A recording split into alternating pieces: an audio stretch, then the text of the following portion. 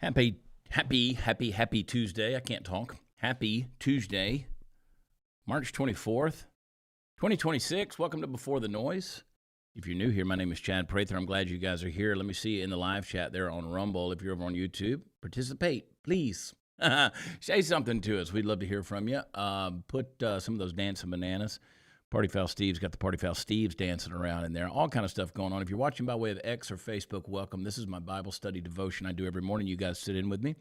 And I'm thankful for you. I'll be honest with you, a couple of things. I'm exhausted. Didn't sleep so well last night. Been a couple of nights like that, though. A lot going on, and just encourage you to pray for me. Got the surgery coming up next week. It's taken a long time to get to that, way further than it should have been, but, you know, God's in control. But so we will not have a Before the Noise next Wednesday, and there's a possibility there won't be one on Thursday. Just depends on, I've had this surgery before. We'll see how I feel on Thursday. So it's up in the air. You guys will have to read your Bibles without me next week. But definitely on Wednesday, there will be no Before the Noise, and the possibility on Thursday. We'll just see how it goes. I'm gonna focus on healing up a little bit. I was laughing. Producer David shot me a text a minute ago. I'm a hard person to work for because I always push back immediately if I see a thumbnail or a title or something that just comes along. I'm like, no, I don't like that. And then I talk myself into being okay with it. And so I frustrate David and Party Foul Steve and all those guys all the time because we're picky around here. And so I was just laughing about a text message that came in regard to ad sponsors. But hey, I love you guys. And I'm glad you're here. I hope you're awake enough we can do this. If you're out on the West Coast, God bless you for getting up. Do me a favor.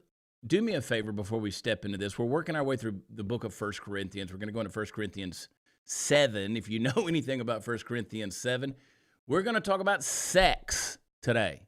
You're like, uh-oh, tuning out. Some of you tuning in. We're going to talk about sex today. It's a very biblical concept, and we're going to talk about it. Christianity and sex. Particularly, there's an overarching theme of contentment. I'll show you how all that ties together in a little bit here in 1 Corinthians 7. But I need you guys to do me a favor. Just get in the habit of every afternoon, every evening, going over to where podcasts are offered. Get your grandchildren to teach you where those are. Go to where podcasts are offered and listen to Before the Noise. Listen to it back, not focused on the video, just on the audio of it. And see what you missed, okay? Leave us a rating and review if you get an opportunity. But do that for me, okay? And then I want you to do something. I want you to tell 3 people each week. Just 3 people. Say, are you listening to Before the Noise? There's this guy in a cowboy hat. You'll get past that. Just listen to him, okay? And encourage him to go to where the podcasts are offered. And let's grow this thing and help get the word out there. Okay, so I'm going to pray for us. We're going to jump into it. These are my devotional thoughts. You guys are sitting in with me. I'm thankful that you are. Lord Jesus, we thank you for this Tuesday morning. We thank you for the blessing of life. We thank you that you give us a heartbeat and a heartbeat that is for you. And so, Lord, I pray that you'd breathe life in us today. You'd fill us with your spirit, and the spirit of truth would guide us into the truth as we wallow in your word. Lord, illuminate our minds, our hearts. Give us discernment and clarity. Lord, help us to see things we've never seen before. And God, give us an obedient heart that chases after you. Lord, make us faithful. Make us available, make us teachable, make us servant-spirited, and Lord, give us an obedient heart. We thank you that you are guiding us this morning. Just be with us in this moment. In Jesus' name I pray. Amen. All right, let's step into 1 Corinthians 7. It's one of those chapters that makes people uncomfortable. I told you it's about sex, and we'll break that down here in a second. But it forces us. This is the beauty of working through the Scripture verse by verse, chapter by chapter, expositorily is what they call that. We're not picking and choosing our topics. It forces you to deal with the topics, and you don't just get to escape them as you work through the Scripture. And you have to deal with real questions and real issues and real life stuff, and there's some things that we don't want to talk about, particularly at 7 a.m. Eastern on a Tuesday morning, earlier for the rest of you.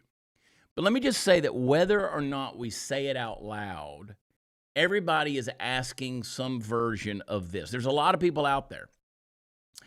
If you've been married for any length of time, if you've never been married, if you've been married and divorced, if you've married and widowed, if you're celibate, there's all different combinations of people out there and people are asking, am I supposed to be married? Am I supposed to be single? Is sex a physical thing, a sinful thing? Is it a spiritual thing? Is it more holy for me just to abstain from anything? And maybe I should stay single? What do I do if my marriage is complicated? What if I do if my marriage is not good or my marriage is falling apart? What if I'm stuck in a situation I didn't choose? There's a whole lot of questions we can ask. And what's wild is those aren't modern questions. Those have been asked for as long as people have been on the planet. And that's exactly what the Apostle Paul addresses here to the church in Corinth in the first century. Now, this church in Corinth, I keep saying they're a lot like the church in America. It's messy.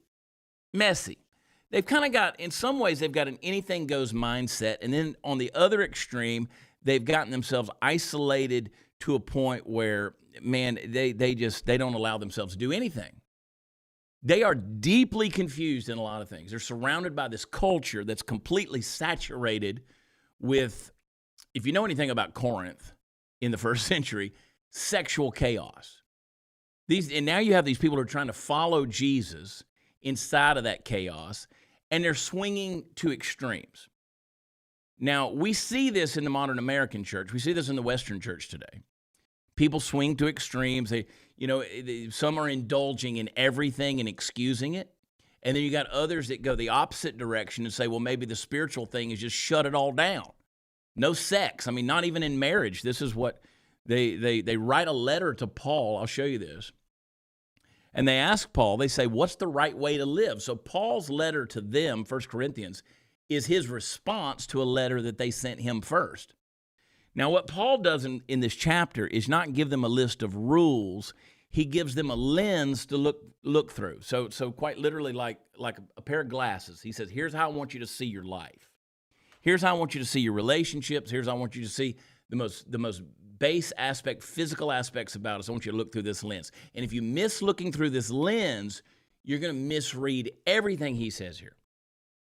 Because this is not a chapter about choosing between marriage and singleness, which is what it looks like on the surface. Because if you just narrow it down to that, it's like you're picking menu items, all right? This is not a buffet. This is a chapter about something a whole lot deeper. This is about devotion. So I'm going to say that right up front. This chapter is about devotion. It's about what your life is actually centered on. And so when David sent me the thumbnail for this episode where it said, how to get the most out of contentment or whatever it says, I said, it's not really about contentment. And then I thought back about it and I said, no, it actually is. David was right. Looking at the description I sent him, it is about finding contentment. But this is about a contented devotion. It's about whether our hearts are divided or fully given. And so there's this tension here that we got to feel before we go into the text. Because we live in a world, don't we, that tells you that your life will finally make sense when your relationship status changes. Like if you're married, if I could only be single, then my life would make sense. Or if I'm single, if I could just get married, then my life would make sense. We're building our life on someone else being a part of it. So we've got this idea that if you're single, you're incomplete. If you're married, then you're burdened. If you're struggling, then you need out. If you're tempted, then you need fulfillment, whichever way you can get it. And so everything becomes about chasing a different situation. How many of you, whether you call it the grass is greener on the other side, that's not just about relationships either. That could be about a job, that could be about career, that could be about all these things. About if it was just different, my situation would be better. But Paul comes into this mindset and he turns it upside down. Basically, he says, you're asking the wrong question. Because many of you, and if you be honest, you're discontent right now. You're not happy with where you are in life, and you're going, if this situation could change, it would be better. So Paul says that's the wrong question, that you're not asking it right. So the question is not, how do I get into a better situation? The question is, how do I belong fully to the Lord in the situation that I'm already in? Now, some of you might already be disappointed. Oh, man, he's going to tell me to just hang on. That's the anchor. How do I fully belong to the Lord in the situation that I'm in right now? And if I don't understand that question, if I don't understand that, you're going to hear Paul say things like it's good to stay single and think he's anti-marriage, or you're going to hear him talk about marital intimacy and think he's giving just giving you marriage advice or sex counseling. He's not doing that. He's doing something way bigger. He's dismantling a lie that our external circumstances determine our spiritual effectiveness. Okay, so are you guys seeing that so far? Are you following what I'm saying here? Because what Paul's going to tell us is you can be fully devoted to God and satisfied and content as a single person. You can be fully devoted to God and content as a married person. You can honor God in a peaceful home. You can honor God in a complicated home. The issue is not your position, it's your posture. And so this is where it gets a little personal, because a lot of us we're kind of living with this internal delay that says, I'm going to get serious about God when God does this in my life, or when I find the right person or the right circumstance or situation, or I don't know, when I win the lottery, or when my marriage gets better, or when life slows down, when things make more sense, when the kids get older. I don't know, you fill in the blank. Paul crushes all the excuses. He's going to say, no, right now, everybody say right now, in this moment, in this exact situation that you are in, you are still called by God to live set apart, surrendered, and undivided in your devotion and commitment to Him. Not later on, not when it's easier, now. And here's why it matters. Because if you build your life, if you're building your life around changing your circumstances all the time, you're always going to be chasing something. What do I tell you guys? If your happenings happen to happen happily, you'll be happy.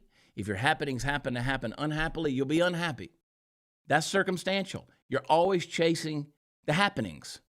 You can't do that. If you build your life around devotion to Christ, doesn't matter what circumstance you're in, you can stand firm anywhere you are. That's what this chapter is all about. It's not marriage versus singleness. Now, some people are going to pop in here later on and they're going to pop off because they didn't hear all this stuff that I said to set this up. But context really does matter, which is another reason why you guys need to go over to Join Above the Noise and be a part of the Above the Noise community. And I mean, until you are sick of hearing it and you can memorize it, you need to go through the whole teaching the 8 teachings I do on how to interpret Scripture. Okay? So do that. JoinAboveTheNoise.com. But this is not rules versus freedom. It's about a man or a woman who says, you know what, my life belongs to Jesus, and I'm going to honor Him right here, right now, with what I've been given. Now, some of you actually get disappointed when you hear me say that, because you're like, oh, I need my circumstances to change. Well, we're going to change them, okay? We're going to change them. So, again, people are going to pop in here later on. They're going to jump in later on in the context. They're going to think we're talking about being married or single. This is not what Paul's talking about. He's talking about your circumstances right now. And as we walk through this, don't sit back and evaluate other people's situations, or don't think about what your situation could be if only. Don't think about somebody else's marriage. Don't think about somebody else's failures. I want you to let this hit you right now where you actually live. Because the real question sitting underneath every verse in this chapter is this: are you waiting on a different life so you can be faithful, or are you willing to be fully His and faithful in the one you're already living? All right, that's what we're going to get into. And we got a lot to get into, but we've also got some ad reads we got to do. And so just everybody take a deep breath, and then we're going to work through it. It's a long chapter, so I'm going to skim through the text, and we'll just go from there. Hey, you guys see me all the time. I'm wearing poncho shirts. You see that corduroy one right there? I love that sucker. I've got a bunch of them, so a lot of people say, man, you wear the same shirt every day, like 4 times a week on this show. You're wearing the same shirt. No, I got a bunch of them. It's that black corduroy right there. Ooh, I love it so much. It's summertime, so if you like your fishing shirts, you like the lightweight. And listen, the button snaps, all that kind of stuff, I like that. The older we get, lazier we kind of get, and I like the button snaps. So check out Poncho. Go to ponchooutdoors.com/before-the-noise. Put the before the noise on the end of that. That's going to get you a little discount over there. If you know Poncho shirts, man, ooh, you guys, gals, buy your boy some Poncho, all right? ponchooutdoors.com/before-the-noise. Check them out. All right. Paul's going to waste no time getting right into the tension. He starts in the place that most people either understand or avoid completely, and that is intimacy inside of marriage. Look at verse 1. We're in 1 Corinthians 7. Are you ready to go? He says, now concerning the matters about which you wrote, it is good for a man not to have sexual relations with a woman. Now, that's in quotations. That's what they wrote to Paul. They basically they've seen all this sexual immorality in the church and in their city. They said, you know what? We've just decided it's just good for a man not to have sexual relations with a woman. So right out of the gate, we realize something, that this is not a random teaching. This is Paul responding to their question. They're concerned about this. Apparently, there's people in Corinth saying if you really want to be spiritual, you got to abstain completely from sex, even in marriage. Now think about that. They've swung so far away from the sexual immorality that's in their midst that now they're calling intimacy itself, even in marriage, unspiritual. Paul says, hold on a second. And thank God he does. Paul says, hold on a second. That's not truth. That's an overcorrection. Verse 2, he says, but because of the temptation to sexual immorality, each man should have his own wife and each woman her own husband. So in other words, God didn't design marriage to suppress desire. He designed it so that we could rightly steward our desire. A lot of people don't think about that. The desire that God has put in you, some people think desire is sin. Desire is not sin. Desire, in its purest form, is not temptation either. God put desire in you. You need to go read the John Eldredge book, Journey of Desire. You men especially need to read Journey of Desire by John Eldredge. It's a great book. Desire isn't a sin, but we are called to steward that. The problem where temptation enters into our life is when we're not stewarding, being good stewards of the desire God's given us. Desire is a gift from God. And so Paul's saying, listen, this is not about giving you permission to do whatever you want to do. I want you to live with purpose. Because marriage should not be a place where desire dies. It's where desire gets disciplined and directed and protected. It's where it should blossom. Paul goes even further, because this is where it starts to confront our modern thinking. Look at verse 3. He said, the husband should give to his wife her conjugal rights, and likewise the wife to her husband. For the wife does not have authority over her own body. Hello? What? But the husband does. Boy, that flies in the face of modern thinking, doesn't it? He says, likewise, the husband doesn't have authority over his own body, but the wife does. All right, let's settle down on that for a second. Let's don't rush past it, because that's straight against the grain, cutting against everything our culture teaches. Our world says my body's mine, my needs come first, my fulfillment defines the relationship. Paul says, nope, not in marriage. Your body's no longer just yours. Now, remember, in the prior chapters, he said not only is your body not yours, it belongs to Christ. Now he's saying if you're in a covenant relationship with Jesus, that should mirror also in the covenant relationship between the husband and the wife.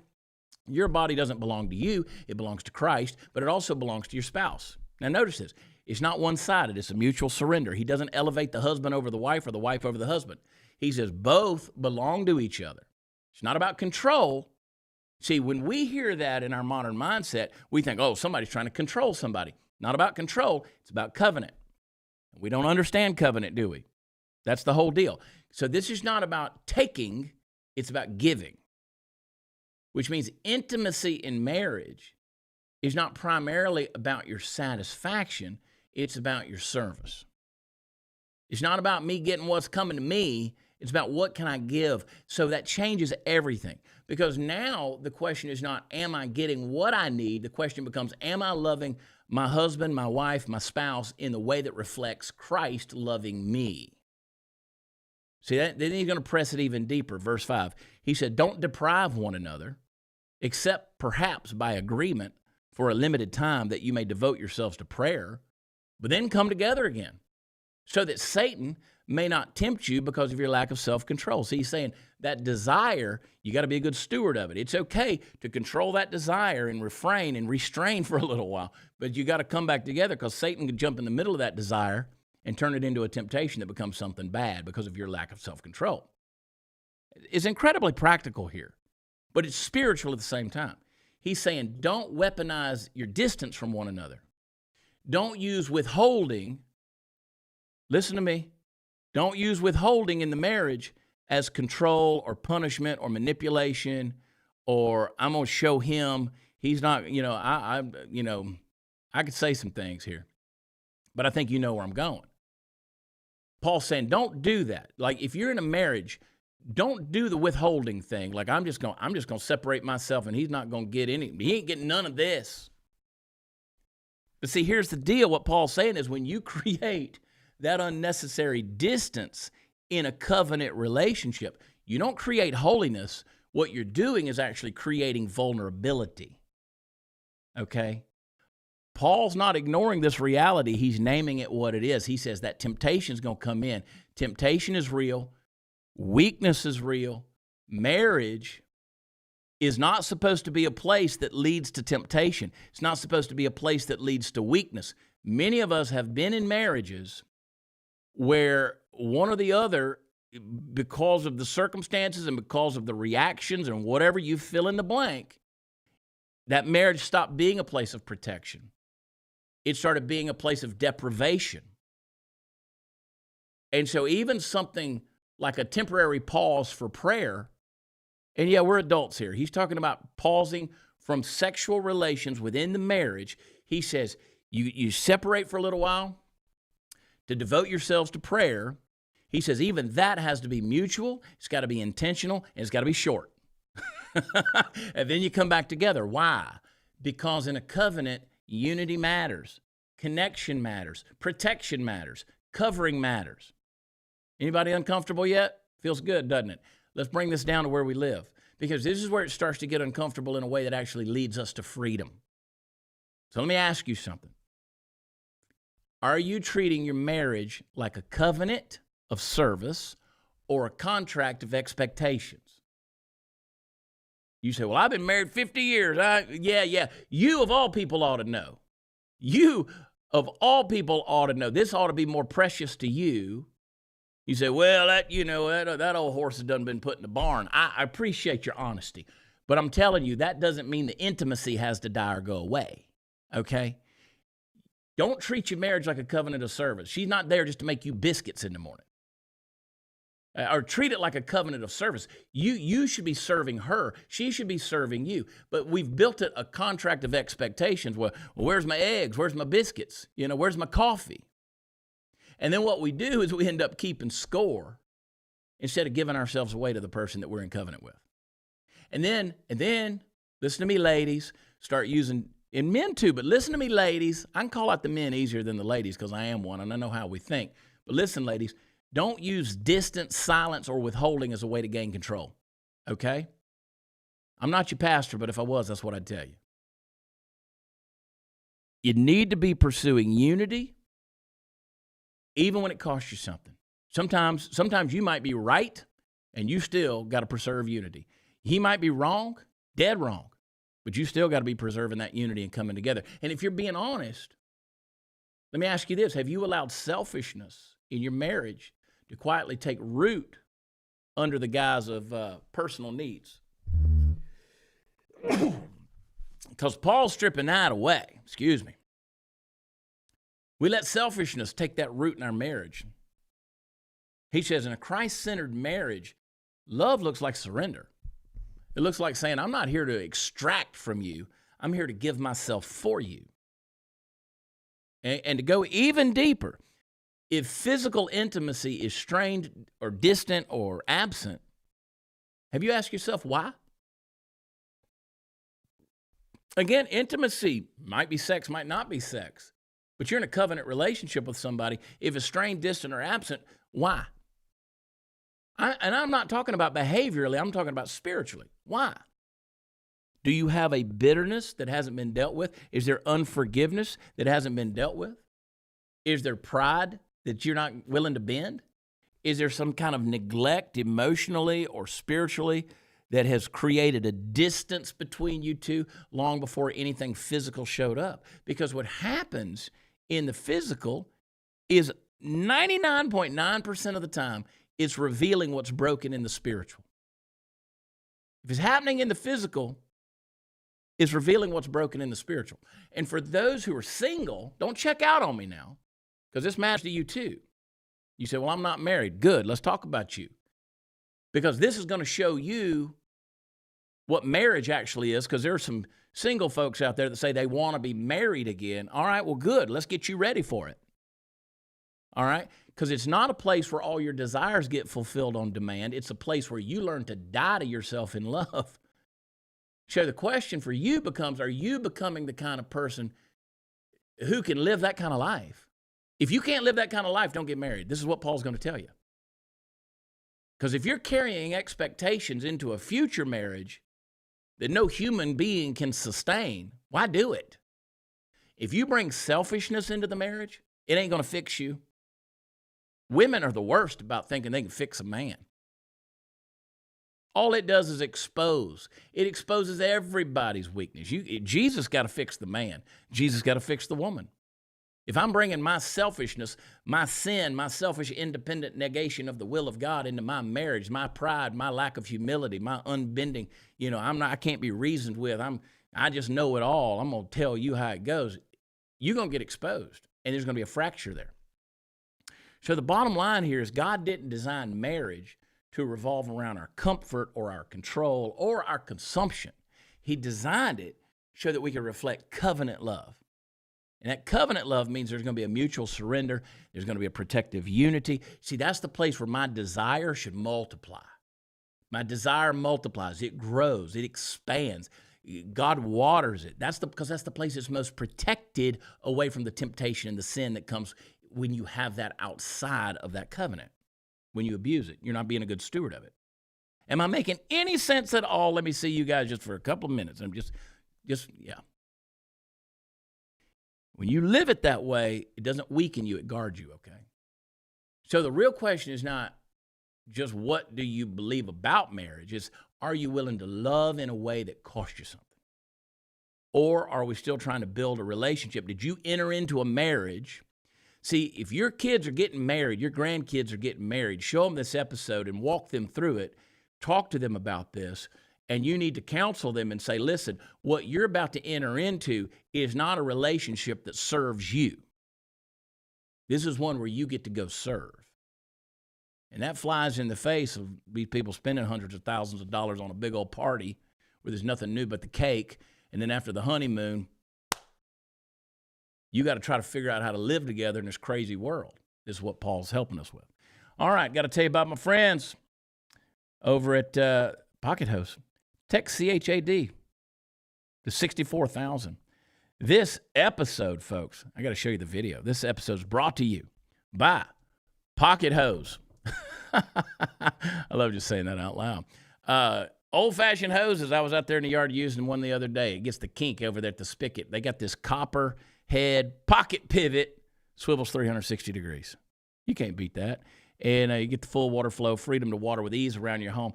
And then they got that rust-proof anti-burst hose that shrinks back down to pocket size. And you put it up, store it, easy. Look at that sucker. I love it. It's a pretty cool deal. And they got, I used this thing in the yard the other day. It's amazing. I'm never going back. So it's so lightweight and it's so durable that you're never going to want to change. So it's a dream. So right now I'm going to get you a free pocket pivot and to get the 10 pattern sprayer, because you need all 10 patterns, okay? When you purchase any size copperhead hose, just text CHAD, Chad, to 64,000. That's 64000, 64,000. You get the 2 free gifts with your purchase. And, check it out. Message and data rates may apply. See terms for details. We got to tell you all that. All right. You guys needed a little break, right? It's getting a little heavy in here. Y'all doing all right? Let me see you guys there in the chat. You guys didn't know on a Tuesday morning this bright and early, this is what we're going to be talking about. But this is good. See, this is why we work through the scripture expositorily, because we come to the verses we need to see that otherwise we would ignore. I always encourage people, go read the parts of your Bible you didn't underline and highlight, okay? Go study those. The refrigerator magnet verses, we got those. Let's go read some of this other stuff, because Paul is doing that in 1 Corinthians 7. And now he's going to shift the conversation, because he's not changing the subject. He's sharpening the argument. He's talking about marriage and intimacy. He steps into something that most people don't know what to do with, and that's singleness. So let's go back to that, singleness, because people start to get uncomfortable here because we've been conditioned to think of singleness as a problem that you got to solve. It's not. So if desire is a stewardship in your marriage, then singleness is a calling you need to steward as well. So look at verse 6 and verse 7, 1 Corinthians 7. Look at verse 6. He says, now as a concession, not a command, I say this, I wish that all were as I myself am. Paul was single at the time. There's evidence that he was married before because he was a Pharisee. It's hard to be a Pharisee and not married. I don't know what happened to his wife. Maybe he was widowed. Maybe she left him because of his faith. I don't know. But he's single now. And he says, I wish that you were all as I myself am. But each has his own gift from God, one of a kind and one of another. So did you catch that? Paul says singleness is a gift. How many single people we got in the room today? He says it's not a delay in God's timing. It's not a deficiency. It's not a waiting room. I know so many people that are single and they're just like, got to get married, got to get married, got to get married. I want to get married. And the older they get, they're thinking, oh, I just got to marry this, got to get married. Paul says singleness is a gift. Why? Because he confronts the way we think here. Look, we live in this culture, even inside the church, where we communicate that life doesn't really start till you're married. And you're incomplete until somebody else shows up. That your purpose is somehow tied to finding the one. You fall into love, and just as mysteriously, you fall out of love, right? Paul's going to put both feet in the middle of that and say, no, you're thinking too small. He says, I wish more people understood what I've been given here. Now, some of you guys have been married a long time, like, yeah, listen to him, boy. It's pretty good to be single. Careful, your wife's in the room. Paul's not anti-marriage here. He's pro-devotion. He's looking at his own life, and he says, I have a kind of freedom that allows me to move, serve, focus on the Lord. I don't have any distractions. Like I'm a man on a mission. I don't have to ask permission to go on the mission. He says, the only person I got to ask permission of is Jesus. And he says, not everybody has the same calling. Each has his own gift from God, which means this is not about ranking, it's about wiring. Okay, what do I mean by that? God's actually given you grace to carry you in whatever season you're in life. Look at verse 8 and 9. He says, to the unmarried and the widows, I say that it is good for them to remain single as I am. But if they can't exercise self-control, they should marry. For it's better to marry than to burn with passion. Now, let's be honest here. That little phrase right there has been misunderstood and oversimplified for a long, long time. People really don't know what that means, do they? What Paul's saying here is, well, I'll tell you what he's not saying. He's not saying marriage is just a release valve for your desire. He's acknowledging something real about human nature. He's saying that desire is a powerful thing and temptation is real and self-control really does matter. So if you're constantly burning, constantly being pulled, constantly tempted, struggling, then marriage is a God-given righteous context for that desire to be expressed for you. But don't miss this. He still says it's good to remain single, which means both paths are valid. Both paths, according to him, are good. Both paths still require surrender to a stewardship. And the deeper issue comes into focus here because the real question is not which one is better. The real question is, what has God actually called me to do in this season, and am I content there? Am I devoted to him regardless of what circumstance I'm in? Does that make sense? Because discontent, it'll distort either path. Marriage, we know discontent will destroy a marriage, right? Well, it destroys single life too. If you're single and discontent, you're going to start idolizing marriage. You're going to think, if I just had somebody, if I just had someone, everything would settle. And then if you get married without dealing with that discontent, well, you're not going to find peace in the marriage. You're going to find pressure. Because now you're asking another human being to carry something that only God can carry. You're asking another human being to carry something, your discontent, that even you couldn't carry. You couldn't deal with your own discontent, and now you're expecting that other person to carry your discontent for you, and that's not fair at all, is it? Like, that's an undue, irresponsible thing to ask somebody and put them under pressure. Only God can carry that discontent. Only God can fulfill those needs. You think another person is going to fulfill your needs. They're not going to. But then on the other side of that, if you're married and you're discontent in your marriage, you're going to start to fantasize about freedom and being single. You're going to start thinking about how much easier it would be if you didn't have the responsibilities and the weight and the demands. Now, both of those positions are traps. Not because of the position itself, but because of the posture of your heart. So Paul he just slices through all of that stuff.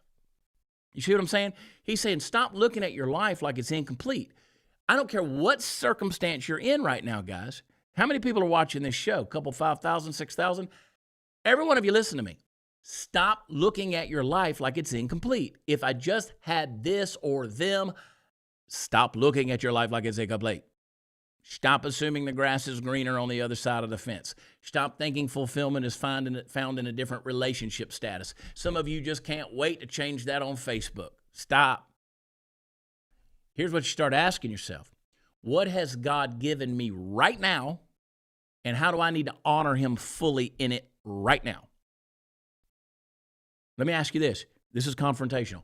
Are you treating singleness like a problem to escape or a gift to steward? Now, I know how this works because I see a lot of what I've been sent a lot of messages over the years. I've heard it all. I've heard like people will send me messages asking questions about their marriage. I'm not your marriage counselor. I'm not your marriage therapist. You need to go to your pastor for that. You ladies want to send me questions about your marriage. It's not my place to step in and tell you about your husband. That is not my role. That's not my place, and I won't respond to that kind of stuff. Doesn't mean I don't love you. Don't mean I won't pray for you, but I'm not doing it. And I'm not going, guys, I'm a little more apt to give some advice to. Women, not your marriage counselor. You need to go find a good pastor. You need to sit down with that person. You need to get a good Christian counselor, somebody that can walk you through all of this stuff. And then I get single women. I've gotten those messages too, where they just have to have a husband. Have to have a husband. No, you don't. The problem is we get so focused on what we don't have that we're neglecting what we do have.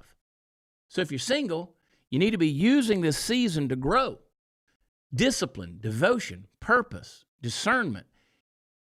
Because otherwise you're just waiting on your life to start. That's a waste. We don't have that long on this planet. Stop wasting your life. Start living for eternity. And if you are married, did you enter that marriage expecting it to solve your internal restlessness? Or are we putting pressure on our spouse to fulfill something that we couldn't handle and only God can satisfy? And here's a real hard one. Are you making decisions about relationships based on calling or based on craving? I'm going to take a little sip of coffee after that question. Calling or craving. That can be applied a lot of ways. You making your relationship decisions based on that? Are you making your mission decisions, what God's called you to do, your grace decisions? Is it done on calling or craving? Because Paul's very clear, desire alone is not a compass. It's something to be stewarded, not something to be followed blindly. And the deepest question in all of this is, are you content in Christ right now? You want to know how you want to know how to know if you're not? Is if you're sitting here negotiating with God for a different life than the one you have. I'll let that sit with you for a second. Because we do that, don't we? Oh, God, if this was different, if that was different, if I had a different, yeah, okay, different. You wouldn't be happy there either. You're not going to be content there either. You're not going to be devoted there either. Because if your answer is, well, I'll be more faithful when this happens. No, you've already missed the point. Paul's saying right here, right now, in this exact season, you have everything you need to live a life fully devoted to Jesus. So the question is not about what's missing. The question is, are you willing to see what you've been given as enough to obey him with your whole life right now? All right? All right, I laid some heavy stuff on you. I did. And by the way, when we're done here at this hour, we'll go right into the Chad Prather show if you guys want to stick around. I got to take a deep breath. There's so many personal anecdotes I want to throw in here. So many of my own failures, so much of my own brokenness, both that I've had and left behind. So many things I want to throw in here. That's why the Scripture confronts us. Just let the Scripture confront us. Because I'm not an authority on any of it, folks. None of it. And if you think for any length of time that I've become an expert on this, don't you even waste your time thinking that. I'm not. Failed more times than I've succeeded.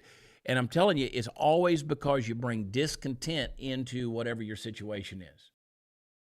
All right, we got more to say, but let me do this. You guys know our friends over at Rumble. Boom, there they are. They've gone into the banking a little bit. They've got a safe place where you can put your money. You can't get canceled by the banks because you said something online. Rumble helped us with free speech back when all the other Google overlords were shutting us down for telling the truth a couple of years ago. And Rumble was a beacon for free speech. Now they're doing it in the banking industry as well. They got a place you can scan that QR code or download the Rumble wallet and put your money in there. It's a good place to save it. Not even Rumble can touch your money. It's backed by Tether Gold and Bitcoin. So check them out if you need a place to put your money, need another deal. And you know what? You can tip creators like me. They tell me you can. I don't know. I don't really get any tips, but that's okay too. I like Rumble, and I like what they're doing with this Rumble wallet. Good place to put your money. Check them out. You can go to wallet.rumble.com if you want to read more about it. Just download it on the App Store over on Google Play. Scan that QR code. Put your money there. Rumble wallet. Come on. All right. Hey, we got a lot to get into. So Paul's going to come into this painful part of the conversation, okay? And he's going to say, it's easy to talk about marriage in theory, right? Pretty hard to talk about marriage when you're dealing with marriage. When you're literally living in it, you're dealing with the tension and the disappointment or the uneven faith, or you're dealing with the thought of separation or divorce. Paul doesn't avoid that. He walks straight into it. Now, again, this is not a teaching on divorce. This is not a teaching on any of those things. This is far deeper than that. This is not a teaching about abuse. If you're being abused, no, you don't stay there. You don't stay there. We're not getting into all that, okay? Certain things are common sense where this is not what this teaching's about. 1 Corinthians 7, where we are, verse 10, he says, to the married I give this charge, not I, but the Lord. He says, the wife should not separate from her husband, but if she does, she should remain unmarried or else be reconciled to her husband, and the husband should not divorce his wife. All right, that's pretty heavy. Some of you already feel some condemnation. Paul's not giving a casual opinion here. He's anchoring this back to the teaching of Jesus himself. He's saying marriage is not a disposable arrangement. It's covenant. Covenant means this is built not on convenience or emotion or temporary satisfaction or fulfilling my cravings and desires. It's built on a commitment, right? So when things get hard in the marriage, and they will, the first instinct is not escape, it's endurance and reconciliation. But Paul's also realistic. He said if separation happens, because he doesn't pretend that brokenness doesn't exist. He acknowledges that sometimes things fracture. And even there, the goal is not freedom from the covenant. The goal is restoration to it. He says, remain unmarried or be reconciled. Why? Because covenant isn't just about our happiness. It's about faithfulness that ultimately reflects the heart of God through us. And that's where this starts to press on us, because we live in a multiple choice world where everything's got to be satisfactory or we run. We live in a culture that's completely reversed that priority because we've made marriage about personal fulfillment. If I'm not happy, I'm out. If it's not working for me, I'm done. If it's hard, it must not be right. I'm gone. Paul says, no, difficulty is not a sign to abandon the covenant. It's often the place where the covenant gets revealed. Now he makes it even more complicated. Look at verse 12. He says, to the rest I say, I, not the Lord, that if any brother has a wife who is an unbeliever and she consents to live with him, he should not divorce her. If any woman has a husband who is an unbeliever and he consents to live with her, she should not divorce him. All right, so now we get into some real life. This is not two believers walking in perfect unity. It's a divided household. Different values, different beliefs, different spiritual realities, different whatever, but they're under the same roof. And the instinct is, I need out. This is not aligned. God's not honored here. This isn't ideal. Paul says, if they're willing to stay, you stay. Why? Because your presence matters eternally more than you think it does. Watch, he explains it, verse 14. He says, for the unbelieving husband is made holy because of his wife, and the unbelieving wife is made holy because of her husband. And what does that mean? Now, I'll tell you what it doesn't mean. It doesn't mean they're saved automatically just because their spouse is a believer. It means they're set apart by proximity to somebody that belongs to God. So your life, your faith, your presence is bringing an influence into that home and into their lives that they would not get otherwise if you were gone. You are literally a conduit of grace in a place that might otherwise be completely untouched by it.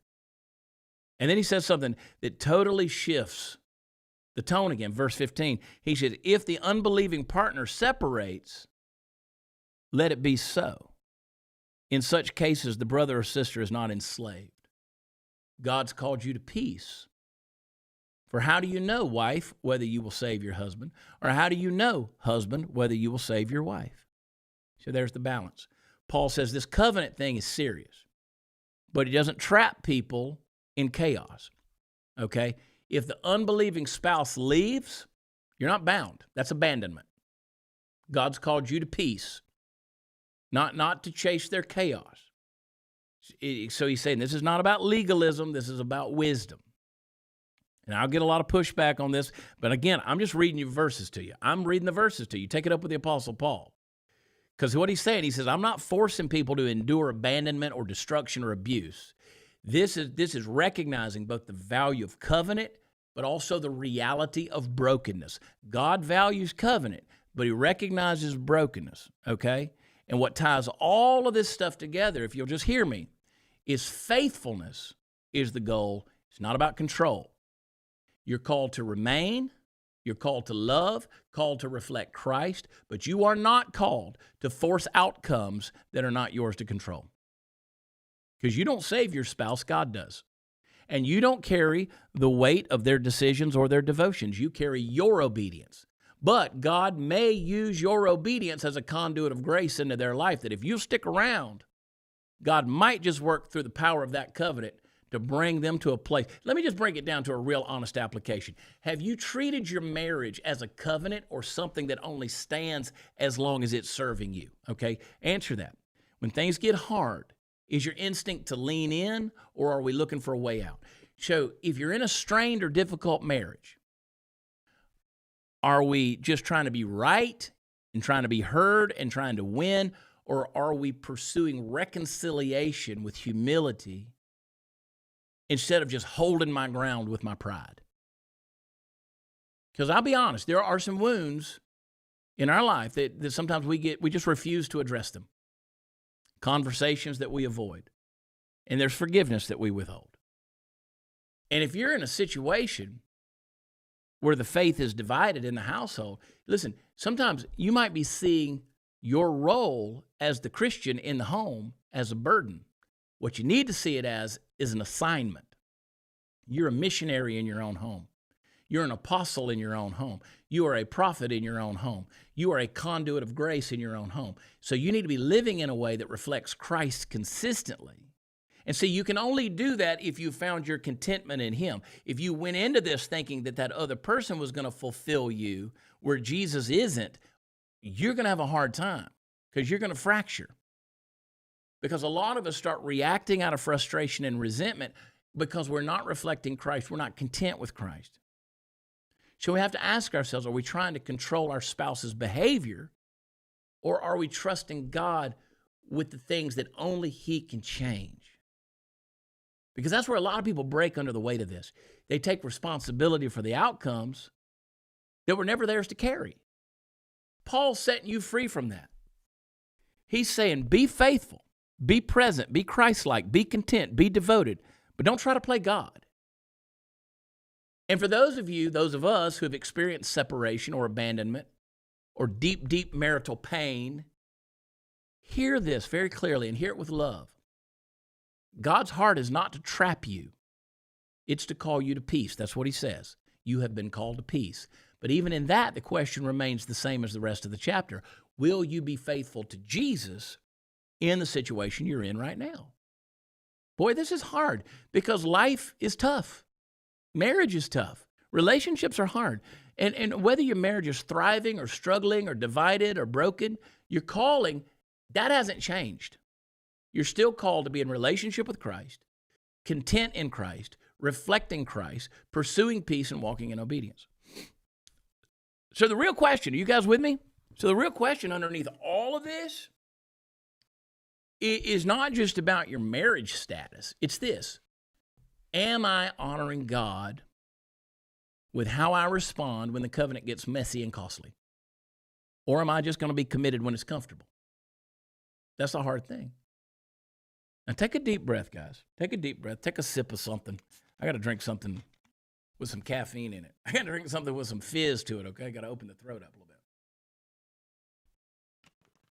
Here's something Paul's going to press on us, and we got to go here in a little bit, and we will go. We will still be here. We'll do the Chad Prather show. Might be a little abbreviated today. I don't know. I say that all the time. We still go the full hour, but might be a little abbreviated on the Chad Prather show because I got to do some traveling today as well. Got to go to Canada tomorrow, so pray for me. Got to go deliver a speech there. Should be good. Gonna be cold. Paul's gonna do something here. Paul is gonna do something here. If you don't catch it, you're gonna miss the backbone of this entire chapter. We're in 1 Corinthians 7. Up to this point, he feels like he's talking about marriage and singleness and divorce and all these specific situations, right? But if you back out, remember what I said, he's given us a lens to look through. He's going to zoom out, and he's going to give us a governing principle that's going to explain everything he's been saying. Here's where it all anchors. It's in verse 17, 1 Corinthians 7:17. Only let each person lead the life that the Lord has assigned to him and to which God has called him. This is my rule in all the churches. That's it. That's the thread that weaves throughout the entire chapter. Live the life God's assigned you and be faithful in it. Not chase a different life, not compare your situation, not delay obedience. Lead the life you've been given. And he makes it real clear. This is not just for Corinth. This is a rule for everywhere. So this is not situational advice. This is foundational truth. And then verse 18 is going to give some examples. He says, was anyone at the time of his calling already circumcised? Let him not seek to remove the marks of circumcision. Was anyone at the time of his call uncircumcised? Let him not seek circumcision. Now you're like, that's weird. Why does he insert that? That's strange. But what he's talking about is identity markers. Cultural, religious, external things that people thought defined their standing with God. Now Paul's saying, stop trying to reinvent yourself to become acceptable. So what he's saying is, if you've already entered into a certain kind of covenant, don't try to undo that covenant. Whether it's circumcision, marriage, whatever it may be, stop thinking you need to alter your external identity to be fully used by God. Verse 19, for neither circumcision counts for anything, nor uncircumcision, but keeping the commandments of God. So in other words, the externals aren't the point. Obedience and surrender is the point. You can change all the outward details of your life, whether it's, as he uses this extreme example of circumcision, or it might be marriage. You can change all the outside details of your life and still miss the heart of what God's after in your life. Because God's not primarily concerned with your status. He don't care what's in your bank account. He's concerned with your surrender, right? And then Paul repeats this again because he wants it to really land with the listener. Verse 20, he says, each one should remain in the condition in which he was called. And again in verse 24, so brothers, in whatever condition each was called, let him remain with God. There's a repetition. I'm telling you, if God says something, it matters. But if God says something twice, even 3 times, you really ought to pay attention to it. He says, how did God call you? He said, if that's the way he called you, stay, remain, and be faithful. Don't misunderstand this. It's not passivity. Paul's not saying never change anything about your life. He's saying stop believing the lie that you need a different situation in order to be fully devoted to God. Because if you believe that lie, you're going to be stuck forever. You're going to be spinning wheels. Verse 21, he says, were you a bondservant when you were called? Don't be concerned about it. But if you can gain your freedom, avail yourself of the opportunity. For he who was called in the Lord as a bondservant is a freedman of the Lord. Likewise, he who was free when he was called is a bondservant of Christ. He's saying your external condition doesn't define your ultimate reality. You're a slave. He says if you're a slave, I mean like physically a slave, you're still free in Christ. He says if you're free, you're still a servant of Christ. Everything gets flipped. Your identity is no longer rooted in your circumstances. It's rooted in your relationship to Jesus. And yeah, he says if the opportunity comes to change your situation, okay, take that. Because that's God bringing you that conduit, that opportunity. It's not about rejecting growth or improvement. It's about refusing to believe that your spiritual life is on hold until something changes. How many of you are doing that right now? Like everything's just on hold. You're in a holding pattern. You're just circling the runway. You're like, yeah, I'm going to come on down. I'll get serious about what God wants me to do when he changes his circumstances. Look at verse 23. He says, you were bought with a price. Don't become bondservants of men. That's an identity statement. He says, you don't belong to your circumstances. You don't belong to cultural expectations. Don't become a bondservant to men. You don't belong to other people's opinions. You belong to Christ. Don't live like you're owned by anything else. That girl don't own you. That man don't own you. That situation, that debt, those things don't own you. Where have we convinced ourselves that we can't fully follow God until something changes in our life? It could be your job. It could be your relationship status. It could be your past. It could be your current situation. You're saying, well, when that shifts, when that gets handled, then I'm going to really step in. Paul's dismantling that mindset. He said, no, right there, that place you're in right now, that's where the obedience starts. Look at your life. Look around the room you're in. That's where your obedience starts. Look at your heart right now. Look at your life. That's where your obedience starts. That's where your devotion gets proven. So are we spending more time trying to change our circumstances than we are surrendering our heart to God? If we worked half as much as surrendering our heart to Christ as we do trying to change our circumstances, man, we really got it flipped, don't we? See, it's easier to rearrange your life externally than it is to deal with what's going on in my life internally. It's easier to say, I just need a new situation than say, it's way easier to say I need a new circumstance than to say I need a new level of obedience. So have we allowed comparison to create discontent in our life?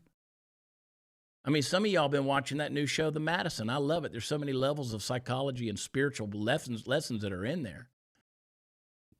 And you're looking at this marriage and you're like, oh man, to have a love like that. Yeah, that's the whole point. See, we look at somebody else's, even if it's Hollywood's portrayal of something. Or you look at somebody that's single and say, oh, if I could go back to being that way, look at their freedom. You look at somebody else's opportunities. Either way, you're playing the comparison game. You're thinking, if I had that, I could do more for God. No, you wouldn't. I'm telling you, you say, well, if I won the lottery, I would do this and I would. No, you wouldn't. You don't know me. Oh, I do know you, and I know exactly what you would do. You would find justification to do exactly what you're already doing. You would just have more enablement behind it. If I had this or that, I could do. No, you wouldn't. You know how I know? Because I know human nature. And I know that faithfulness is not built on better circumstances. It's built on a surrendered heart. And the core question underneath all of this, are you present in the life God's given you, or are you constantly trying to escape it? Well, if this was different. Can I say in the most loving way possible, shut up. Stop saying that. And if your grandkid comes along and says, we don't say shut up, tell them Chad does. Because I'm telling you, it's ruining your life. If you're always trying to get somewhere else, you will miss what God's doing right here. And if you miss what God's doing right here, it won't matter where you go next, because you're going to carry right now with you that same disconnect and discontent is going with you into the next circumstance. Last thing you need to do is add another human life into your discontentment. Last thing you need to do is add more money to your discontentment and your cravings and desires. Paul says it again. He says, listen, until you get it right, remain right where you are. Stay right where you are. You be with God right where you are. If you're married, you be with God. You figure that contentment out. If you're single, you stay with God and you figure that contentment out. You're not stuck, man. You're getting surrendered. You're not being passive. You're being present in the moment. I'm not waiting on what's next. I'm walking in obedience right now, because the truth is, I don't need a different life to be faithful. I need a deeper surrender in life than what I already have. And I will go one further and say, if I'm faithful, God might just be faithful to give me a different life. So the question is not what needs to change around me. You know what the question is. What needs to change in me so that I can fully belong to him right now, right here, if he doesn't change anything. Now, Paul's going to bring this to a head. And you see where his heart is being revealed, because he's not just answering questions. He's going to pay attention to our focus here. And he says, verse 25, now concerning the betrothed, the engaged, if you will. He says, I have no command from the Lord, but I give my judgment as one who by the Lord's mercy is trustworthy. Paul's being real honest here. He says, I'm going to give you some wisdom. I'm not going to quote a direct command. He says, I'm just going to give you some wisdom. Verse 26, I think that in view of the present distress, it's good for a person to remain as he is. Now, that phrase, present distress, there's pressure, there's persecution, there's instability. Life's not easy or predictable, right? Paul's saying, in light of how urgent and fragile things are, there's wisdom in not adding unnecessary weight to your life. Verse 27 and 28, he adds to it. He says, are you bound to a wife? Don't seek to be free. Are you free from a wife? Don't seek a wife. If you do marry, you haven't sinned. So again, he removes the extremes. Marriage isn't wrong. Singleness isn't superior in a moral sense. But he adds something most people don't want to hear. He said, yet those who marry will have worldly troubles, and I would spare you.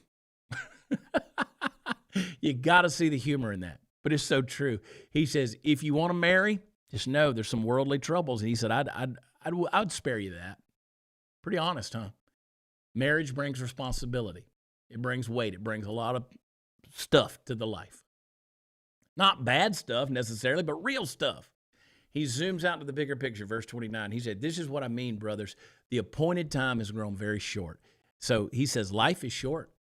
Time's limited. Eternity's real. Verse 29, he says, basically, you can go read it for yourself. 29 through 31, he basically says that if you have a wife, you should, he said, those who have wives should live as though they don't, those who mourn as though they're not consumed by it, those who rejoice as though it's not ultimate, those who buy as though they have no goods. Why is he saying that? He says, for the present form of this world is passing away. In other words, don't let temporary things become ultimate things, not even the good things, not even marriage. Everything in this life is passing through your hands. So don't build your identity on what won't last. Verse 32, he says, I want you to be free from anxieties. The unmarried man is anxious about the things of the Lord, how to please the Lord. But the married man is anxious about worldly things, how to please his wife. And his interests are divided. Now, don't misunderstand the word worldly there. He's not saying marriage is sinful. He's saying marriage comes with real responsibilities. It will divide your attention.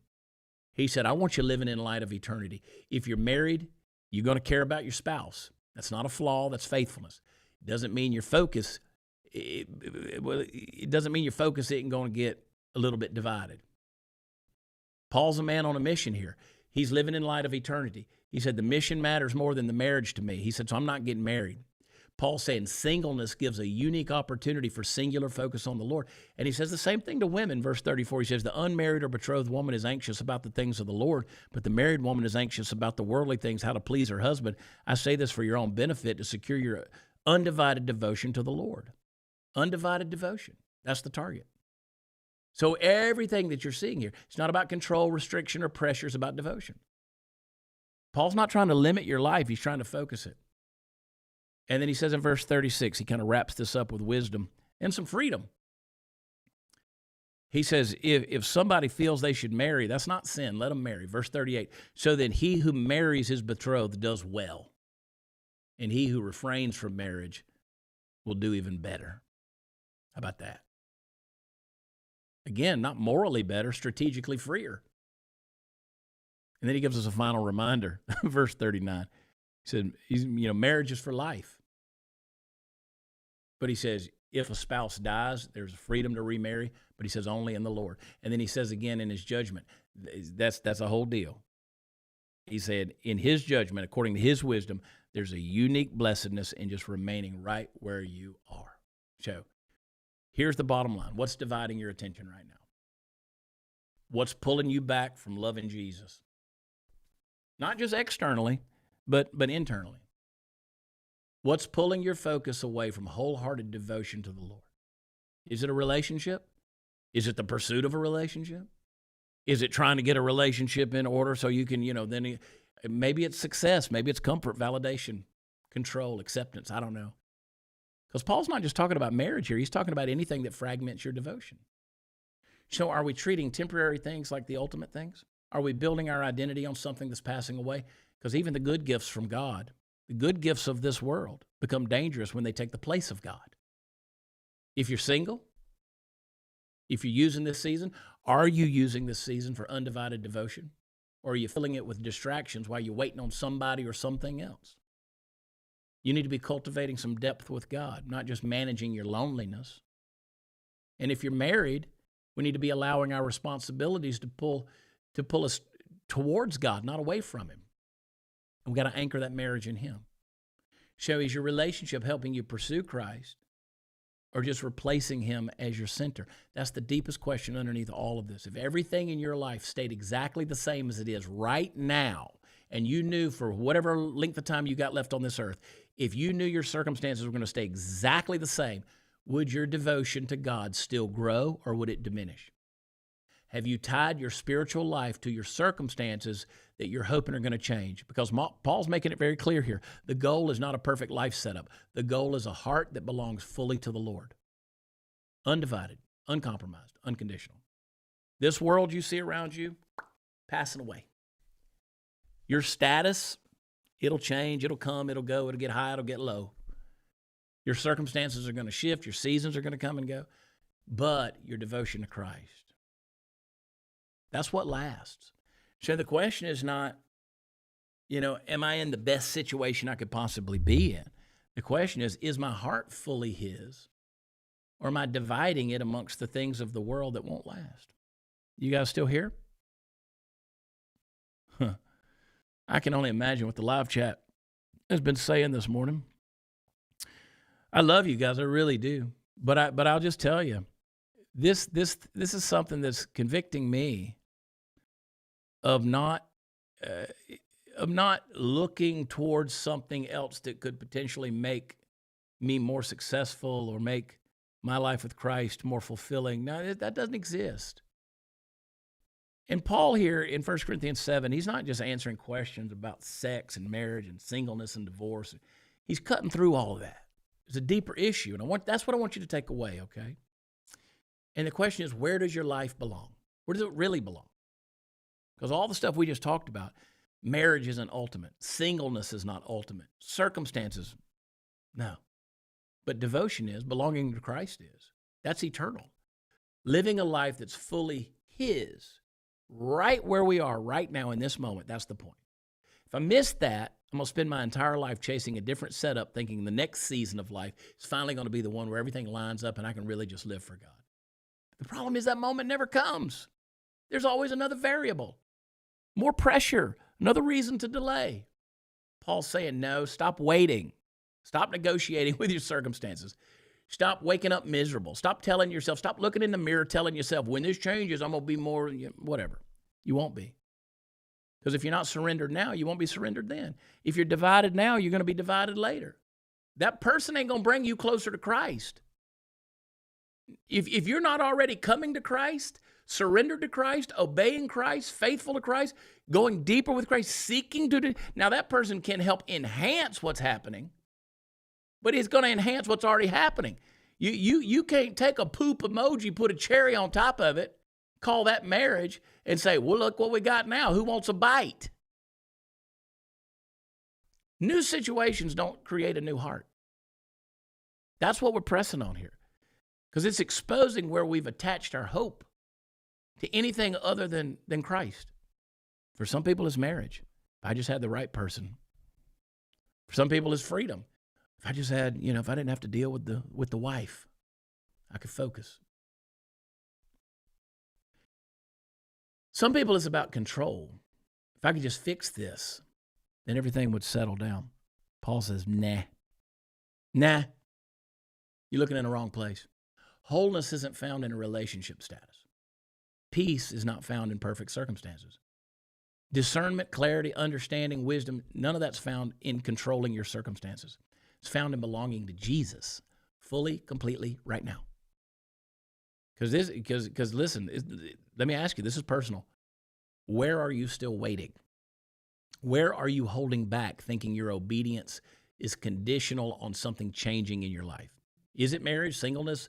Is it your past? Is it a situation you feel stuck in? Or are you saying, I can't fully step in yet. I can't walk with Christ yet because, let me tell you, that's the place God's pointing at right now. And it's not to shame you, it's to call you. To say right there, that place right there, that's where I want you. I don't want you to wait till it gets easier or more clear. Not when it gets more comfortable right now. Live undivided. Stop splitting your heart between what you want, what God's called you to. Stop living half in and half out. Stop giving God a portion while holding on to control of the rest. Because if it's just partial devotion, you're going to be restless, man. There's a steadiness that no circumstance can shake. There's a clarity, there's an understanding and wisdom. It doesn't depend on the outcomes, the happiness, happenings, and all that stuff. Peace doesn't rise and fall with your situation. Your foundation's no longer your life setup, it's your relationship with Him. That's what Paul's after. Again, not behavior modification. It's not about what you're doing, it's who you're being. He's not after external compliance, okay? Your life isn't one big circumstantial OSHA violation, all right? He's doing a construction work in your heart that says, everything I am, everything I have, everything I walk through belongs to Jesus. So whether I'm married, single, whatever it is, no matter my situation being smooth or complicated, if I'm in a season that I chose or one that I never would have picked, the call is the same. I got to be faithful. I got to be present. I got to be obedient. I got to be surrendered. I got to be devoted. I got to be content right here where I am, because I don't need a different life to be devoted to God. I need a different level of surrender in the life I already have. So the question I leave you with is, it's not what needs to change around me. It's this: what would it look like starting today for me to stop waiting and start to live fully as His right here and right now? Father, I've said a lot of words this morning, and I pray that you'll help us all make some sense out of any of it. Lord, I pray that anything that's of me, you let it fall to the ground and die. But Lord, if you've spoken to some people, I pray that you would water it, breathe on it, fertilize it, help it to grow, let it bear fruit. Father, I thank you for the reach that we have. I thank you for the hearts that are being impacted, and I thank you that you're impacting my heart. Lord, I thank you for this community. I pray blessings over them. Whatever circumstance they're in, I pray that they would be fully devoted to you. And Lord, if there's anyone within the sound of my voice that doesn't know you, I pray that you'd give them the revelational eyes to see the saving grace of Jesus Christ and help them know peace in this world that only comes through your salvation. Father, we proclaim the death, the burial, the resurrection of our Lord Jesus Christ, and in Him only is the way, the truth, and the life, and no man comes to the Father unless they come by Him. And so, Father, I pray that today each of us would make that decision afresh and new, that today we belong to you through the shed blood of Jesus Christ and through His sacrifice, and it's in His name that we pray. Amen. All right, we're going to go over to the Chad Prather Show. You don't have to go anywhere. You just stay here. Give us a couple of minutes. We'll do the countdown. Make sure you hit the subscribe button on Rumble or YouTube. Now, remember what I told you. Your evangelistic mission is this evening, go to where podcasts are offered, and I want you to listen to some of the things that I've said again without the distraction of the video. Leave a rating and review if you can find it. You got to go to the main show page, scroll way down. They don't make it easy. But I want you to tell 3 people, hey, you need to be listening to Before the Noise. You don't have to listen live. You don't have to get up that early. You can watch it on replay, but go to where podcasts are offered and listen. Tell people about Before the Noise, okay? I love you guys. My goodness. Okay, we're going to go to the Chad Prather Show, but as always, I want to say thank you for spending a few sacred minutes with me this morning before the noise. My prayer is truly that you will walk into whatever comes next, not empty but filled, not rushed but rooted, not reactive but renewed. So take that deep breath. God's already ahead of you. He's already ahead of you. All right? If I don't see you in the next few minutes on the Chad Prather Show, well, I reckon I'll see you tomorrow morning, Lord willing. Same place, same peace, Before the Noise. I love y'all. God bless.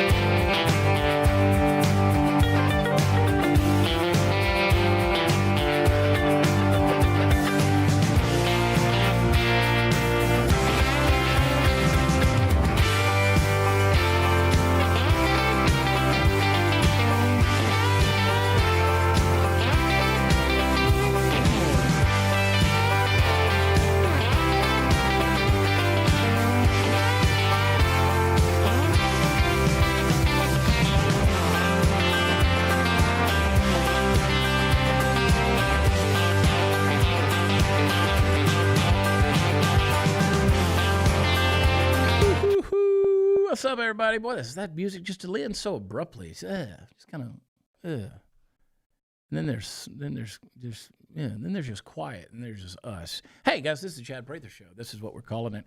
I'm tempted to just start doing a 2-hour before the noise and just go in and still be part of the Chad Prather Show. I don't know. Don't listen to my out loud ramblings and rumblings and all the things I got to say.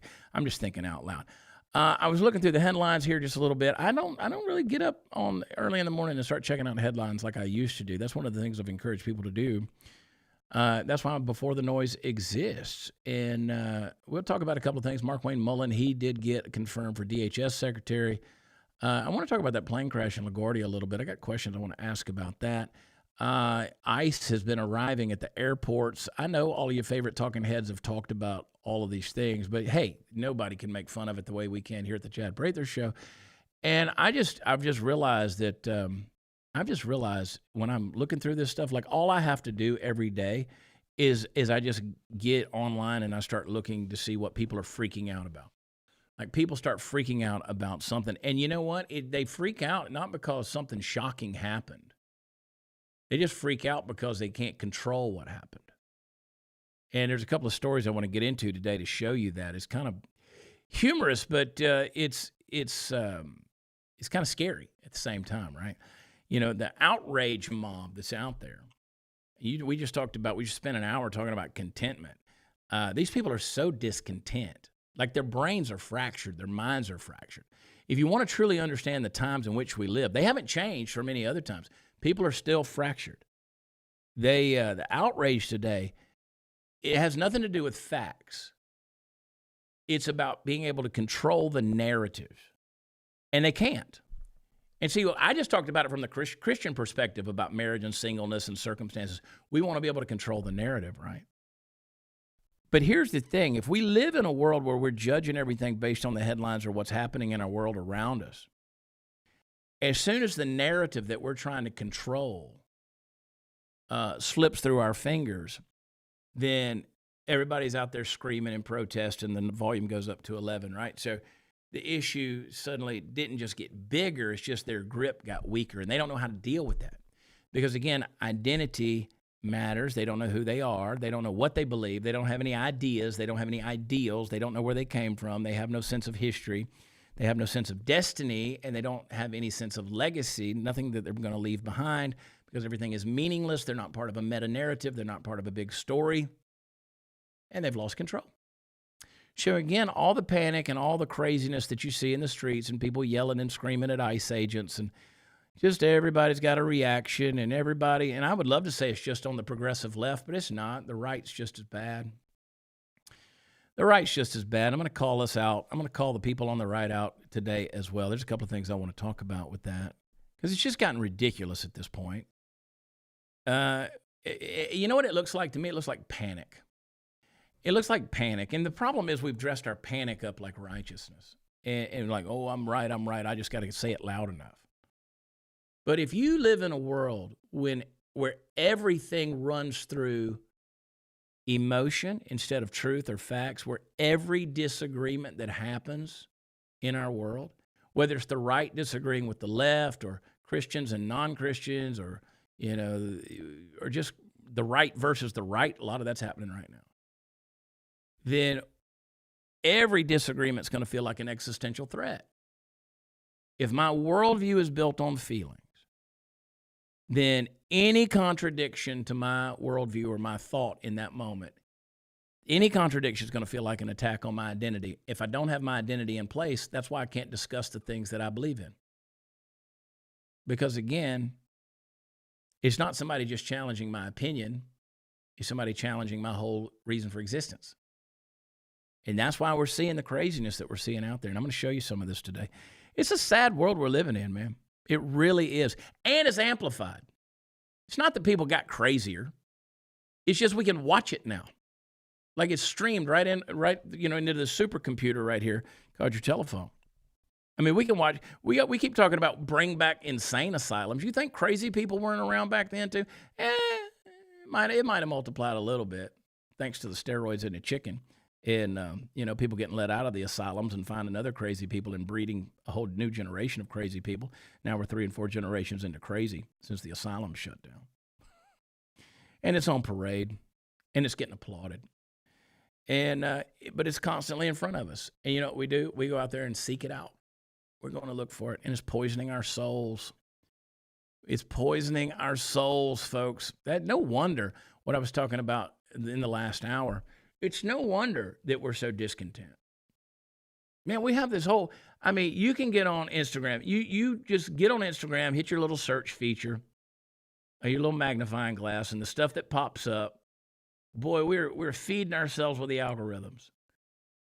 I mean, everything from recipes to architecture to landscaping. I'm telling you what I'm telling, and some of you guys might not want to go too far into that search deal. But we get the craziest stuff out there. It tells you the stuff that you're pursuing. All you got to do is, I mean, the algorithm knows you better than you know your own heart. Isn't it crazy that ChatGPT knows you better than you know yourself? That's scary. But it does. It knows your voice a lot of times better than you do. Frightening. And they've actually trained it that over the course of time, it's going to know you even better. Like it's going to know the whole you. It's frightening. All right. I don't know what I'm talking about. What do I know what I'm talking about? Let me tell you about my friends over at Rumble Wallet. I hit it. I forget that David's already in here. And he's controlling things. David, I'll take my hands off the wheel. Jesus, take the wheel. David, take the wheel. I already told you guys about Rumble Wallet. I want to tell you about them again. All right, scan that QR code. Put your money with Rumble Wallet. It's a good place to save. Treat it like a bank that's backed by Tether Gold or Bitcoin. You can watch your money grow. You can watch your money. It's sort of like an investment place, but it's a safe place where not even Rumble can touch your money, and the banks can't shut you down because you made a Facebook post. And we've seen that happen in the past, haven't we? We absolutely have. Do you realize that a few years ago that I could not find a car insurer to insure me on my automobiles because of who I am? They said no.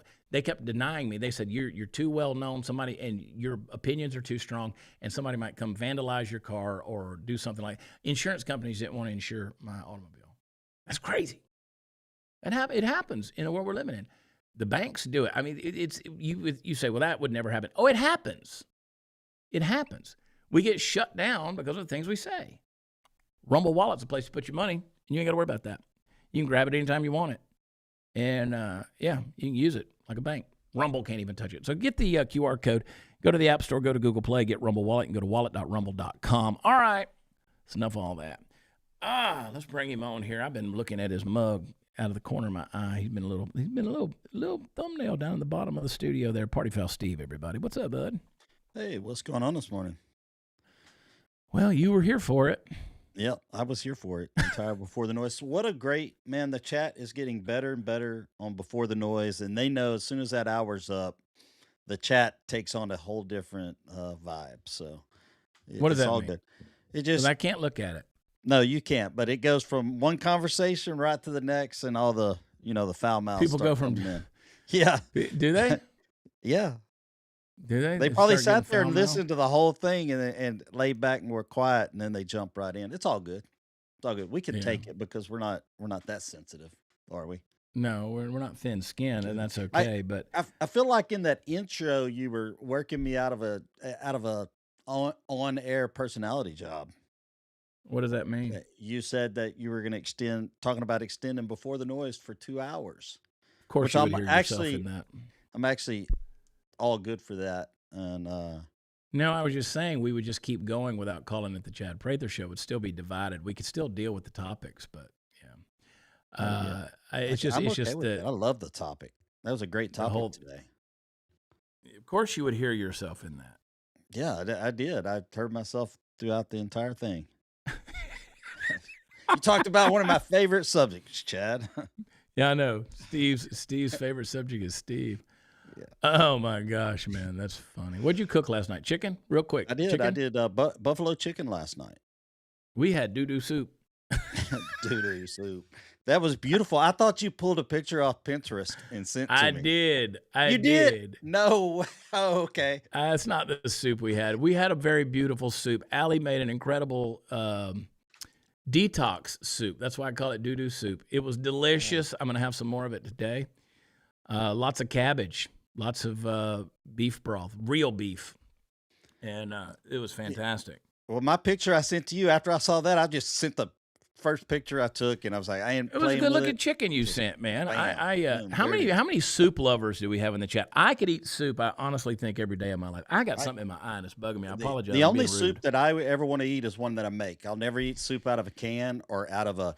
I, Oh yeah, we I don't do let that. me back up a little bit. I did go to one of the grocery stores and they had some pre-made clam chowder, and I liked that. Okay, it was like in the Mm-mm. deli I'm section. definitely not eating clam chowder out of a can. It wasn't out of a can; it was out of a plastic tub, but it was pretty good. It was in a pinch. Mm. And at And you lobster know me and my bisque, soups. I that's love soup. Allie made a great sure. detox. Every now and then she'll do a detox soup. I don't know. That's why I call it doo-doo soup, because I just assume. So let me ask you real quick, knock this out of the way. You're going to Canada this weekend. There's several I'm people going to asking. Canada tomorrow. Oh, tomorrow. Several people are asking, where are you speaking at? Is it private? Is it something that It's they can private. get? Okay. Yeah, they can't go. I wish Who they you could. who are you speaking It's a to? it's a sold out convention. Oh, nice. Yeah, A that thing's been convention. sold out for a while. Is it like a pastoral thing, or is it No, not at all. you can't talk It's about it? it's economists, it's financial people, it's commerce people. It's basically a conglomerate of who's who up in Canada, in particularly Alberta, Yeah, because we'll be in Calgary. you have a large audience in Alberta and Ontario. Oh, we but- do. It's Yeah. Texas of the North. So we, and you and I have been up there a bunch, and always a great audience. And I wish I could open it up, but my friend Sean Newman has a great conference that he puts on every year, where it's just a big. I call it a think tank. These people get together and tell us about our world, and they particularly are dealing with Western Canada. But Sean, who I've been a guest on his podcast a number of times, asked me to come up there and deliver a certain message, which I'm humbled that he asked me to do. And so we're doing that. We're doing some roundtables, and so yeah, that's what we're gonna do. Good deal. Well, inquiring I'm minds, hoping I can they get it. wanted I to would know. love. I'm hoping I can get it taped. If I can get it recorded, I'm come back and share it with everybody. And if I can get a copy of that, I'll do that. So Good deal. anyway, Well, but no. Facebook shut me down monetarily late last night, Why? because I made a joke on What was one of your my joke?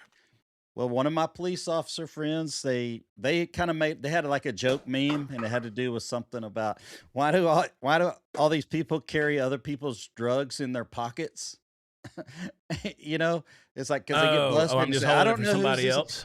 Well, I commented and I just said that's why you have to do all the drugs. That way they're on board versus You being know, like.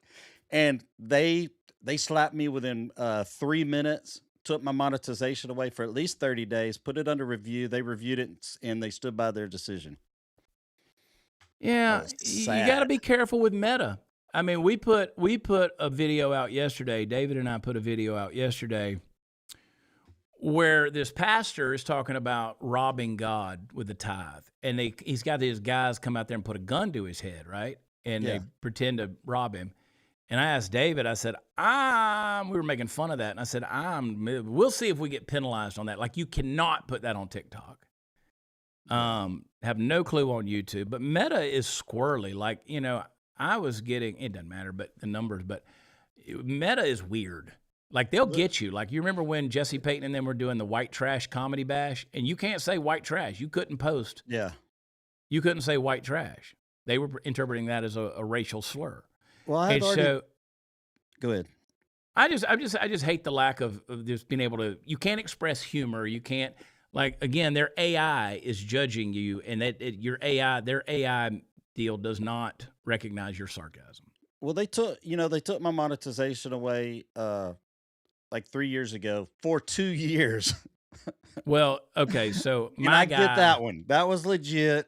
I'm a changed man now. They whipped me into submission. Well, I'll text David today at Meta and tell him to turn your deal back on. He'll get it turned back on. Please do. That's on my personal page. My other pages are my Party Foul Steve page is fine. This was my I commented from my personal one, and then my personal one, people like my stories, so I put my stories up there, and yeah, I make about $1.50 when I put a Attaboy. story up. So Well, there's $5 right there from 8 Ball. LFA TV is like that, but if you're a Christian during the morning devotion, you should be a Christian all day. I don't know what LFA TV is. yeah. Do you know? I don't know that I know. I I'm not probably do sure. know, but I don't know. I will say this: being a Christian, like people came to the comedy show in Fort Worth over the deal, and it's a clean comedy show. Some of you have been to my comedy shows in the past, and they're not so clean. We're doing that differently these days, and for good reason and good Yeah. conviction, and they're a good show.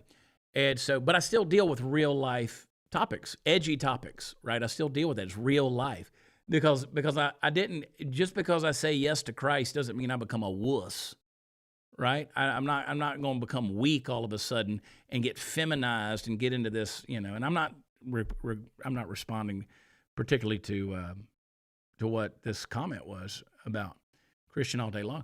But I think we got this idea that we're supposed to walk around with a halo on our head, and we're supposed to, kind of have some choir singing behind us every time we enter the room. It was still real life. I had so many jokes I could have made this morning on 1 Corinthians chapter 7 that people would have appreciated, but it would have got me off track. So Because sometimes on stuff like that, I do have my sense of humor can be a little crude and sarcastic and all that yeah. kind of stuff, and I really refrained very well.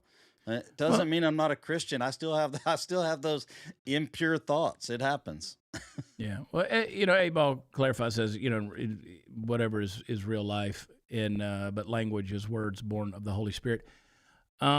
Yes, but I think we've also confused what words are that, because again, I can say certain things that would mean nothing to you, but they would mean something completely different to somebody else. And again, blessings and cursings aren't the actual language I'm speaking. It's the content of my heart being expressed through the words. And I'm not defending some people I don't know. I think they could be absolute heathens at some point in time. I don't know. But like I remember when we were in Nigeria one time, and I spent a lot of time there. And so Patrick Osami, who was one of our interpreters and a dear friend of mine who traveled around with me, Nigeria used to be a British colony. And so we took some people who were there to Yankari Game Preserve, which, I mean, they were looking for lions. There's no real lions. The lions are about the size of a coyote in West Africa. But because they were British, it used to be a British colony. Patrick one time saw scat. He saw lion scat, and he was going, sheet, it is sheet. And those missionaries were like, oh my God, here he is. He's saying, and it's like, to the British people, that doesn't mean anything. Yeah. Like that's what they call it. That was just scat. That was what they were saying, right? So sometimes, and again, I know 8-Balls, you're saying something completely different, and yeah, but I thought that was pretty hilarious. Those missionaries' mouths dropped open because Patrick was saying, "Sheet, it is sheet." It's being Marine Corps background, and I'm not saying I didn't cuss before then, but during that time it was ingrained in me, and for a lot of years my language is or was and still is sometimes. And that's one of those things that I am being convicted about a little bit and trying to clean it up. And I got really kind of, I don't want to say scolded, but I kind of got by somebody that I kind of look up to that let me know that that was not acceptable around them. All right. And I was like, you know what? I think I'm gonna try to curb that and Clean that just mouth up. Wash that clean that mouth out mouth with up a soap. little bit. All right, real quick, let's run through a couple of these stories, Steve, and see if that brings some cussing out of you. And we don't It have to go will. through all of these real lengthy, but the Senate confirmed Mark Wayne Mullen for DHS Secretary. So that was a whole bunch of pomp and circumstance. We knew that was going to happen. Rand Paul was the only Republican who voted nay. I don't know what happened to Rand Paul. He just got his whatever. Fetterman voted yay to confirm. And so, yeah, Rand Paul's. It kind of went the way we expected it to go. 100%. And then this next one, Trump told Congress to skip Easter, which I honestly don't necessarily have a problem with that. They take enough recesses. Again, Easter, Christmas, all those, they're dates on the calendar. You can celebrate the resurrection of Jesus every week, and you should celebrate it every day. Trump, can I just say Trump says dumb things? I can appreciate what Trump is. I'm so glad Kamala Harris isn't our president. I can appreciate Trump and say in the same breath that Trump says some really stupid things sometimes, but he doesn't know he's saying stupid things. And he puts them out there. He's just going to say it no matter what. And part of me appreciates that about him. I, But I here's appreciate it. Here's what he said about them hanging back for Easter and getting this SAVE Act passed. Play the clip. Oh, and I'm requesting that the Republican senators do that immediately. You don't have to take a fast vote. Don't worry about Easter going home. In fact, make this one for Jesus, okay? Make this one for Jesus. That's what I tell them. That would be a damn good thing. Hey, he's telling them get the job done, and before you go take your vacation, before you go do your stuff. This is, they're. Hey, all right, I'm not gonna. They're messing around. Yeah, Trump's funny in regards to that, and some people get offended by that. I don't necessarily get offended by it. I'm just like, that's just Trump being Trump. That's just Trump's going to say what he's going to say. And again, we got to be careful that we don't confuse what our little religious preconceived notions are on that deal. Trump's going to say things that, you really don't have to say them. Like, like the Bob Mueller thing. Like, again, when he says, I'm glad he's dead. Everybody was up in arms over Trump saying he's glad he's dead. I want to know where in the Bible you've been told to speak well of the dead. Like that's not, is it respectable in common decent society? Yeah, we've been told that. But you can't sit there and say, I don't know where we've come up with this idea. There's places in the Old Testament where the people of God celebrated the deaths of their enemies. Like they threw parties for it. These are literally people that attack him every single day in some form or fashion. And when I would rather it be real and honest that he, hates them for hating him and wishing, trying to destroy him, his family, and everything else. Go ahead and say it. Hey, I'm glad he's dead. I don't have to deal with him anymore. Well, the guy did a lot of damage to the American people. Him and all of his cronies, they did a lot of damage. They knew it was a lie early on.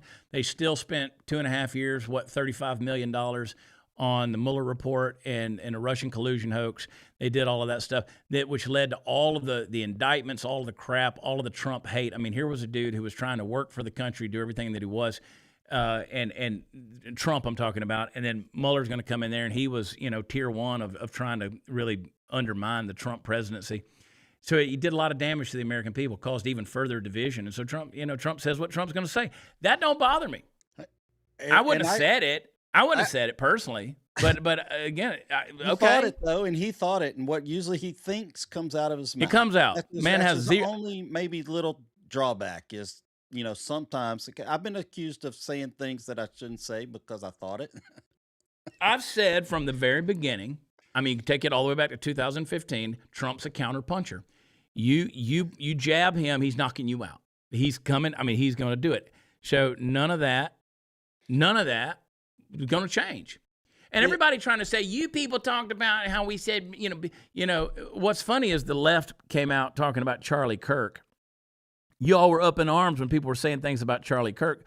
Well, at least the left's admitting that they were atrocious in the statements they made about Charlie Kirk. But the difference between Charlie Kirk and Bob Mueller is Bob Mueller was 81 years old. Charlie Kirk was 31 years old.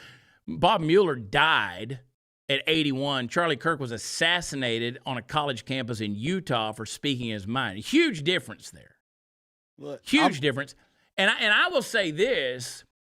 I'll let my thin skin come out, which is really not that thin. But if I wanted to, and I haven't, but I could say very easily, I get death threats on the weekly. Like I get threats of violence all the time, have for years. So what am I supposed to do? Sit around and say, oh, I hope they're, strumming harps in heaven. Again, you set yourself up as my enemy.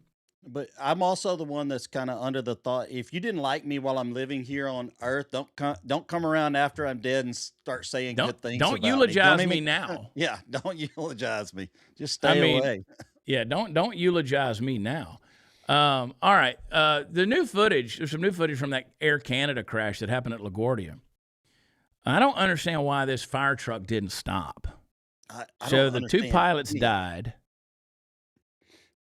And you got the controllers.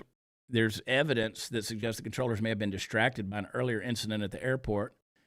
2 officers in the fire truck were injured. He's screaming at them to stop. Tragic deal. Do we have a video? Is there a video that they're released of the accident actually happening? Because I have not seen that. I've only seen aftermath stuff. Play it. There's the truck. There's the airplane. So the plane has the right of way. Yeah. That's a fire truck error. Well, yeah, and if you hear the air traffic control, he's screaming at them, stop, stop, stop. And he's calling them to stop. And they drive right out there in that deal. Play that, David. Sorry, truck one. Stop, truck one. Stop. Stop, truck one. Stop. 4195, we're staying here. Delta 2603, go around. Runway heading 2000. Just 646. Just 646, I see you collide with a vehicle here. Just hold position. I know you can't move. The vehicles are responding to you now. So that is a horrible deal. Crazy. I mean, you would think before you pull out on an active runway, you're going to look around. I mean, the fire trucks have an assistant driver also to be looking for that kind of stuff.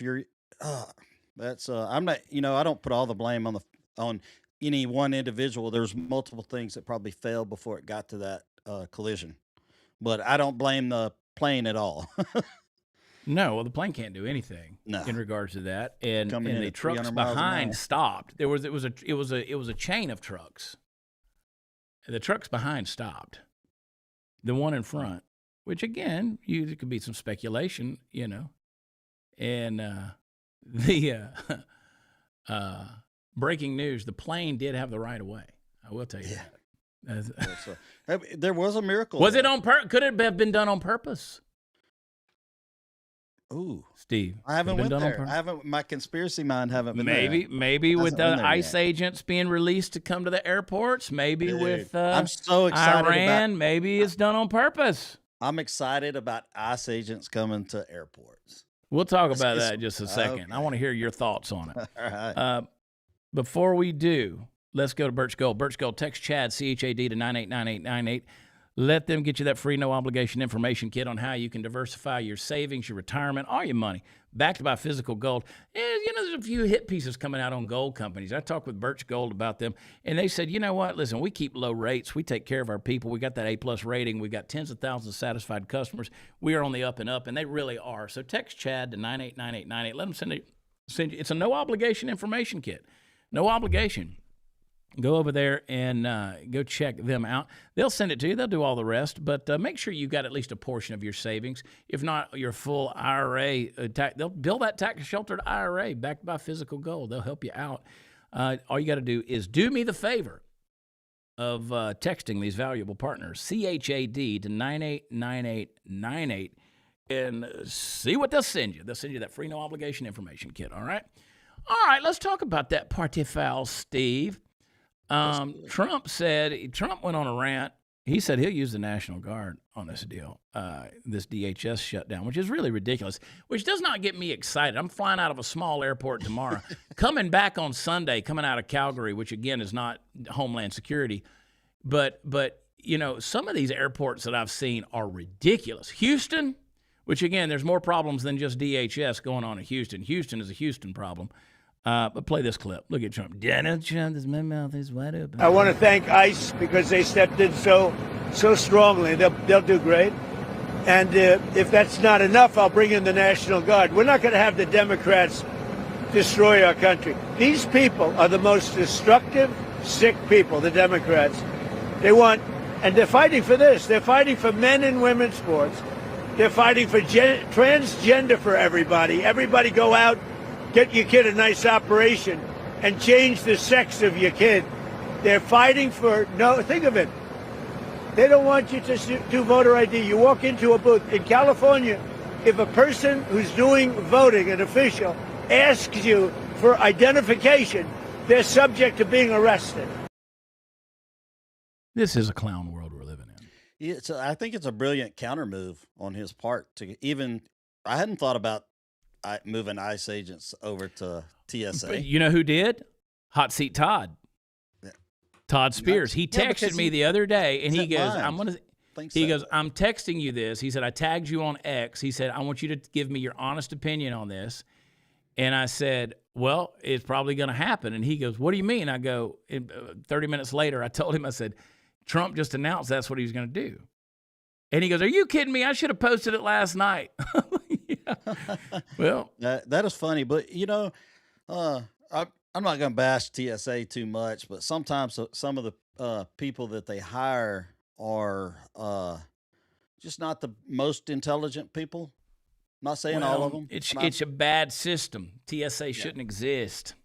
It shouldn't. Have TSA to should exist. not exist. It shouldn't exist.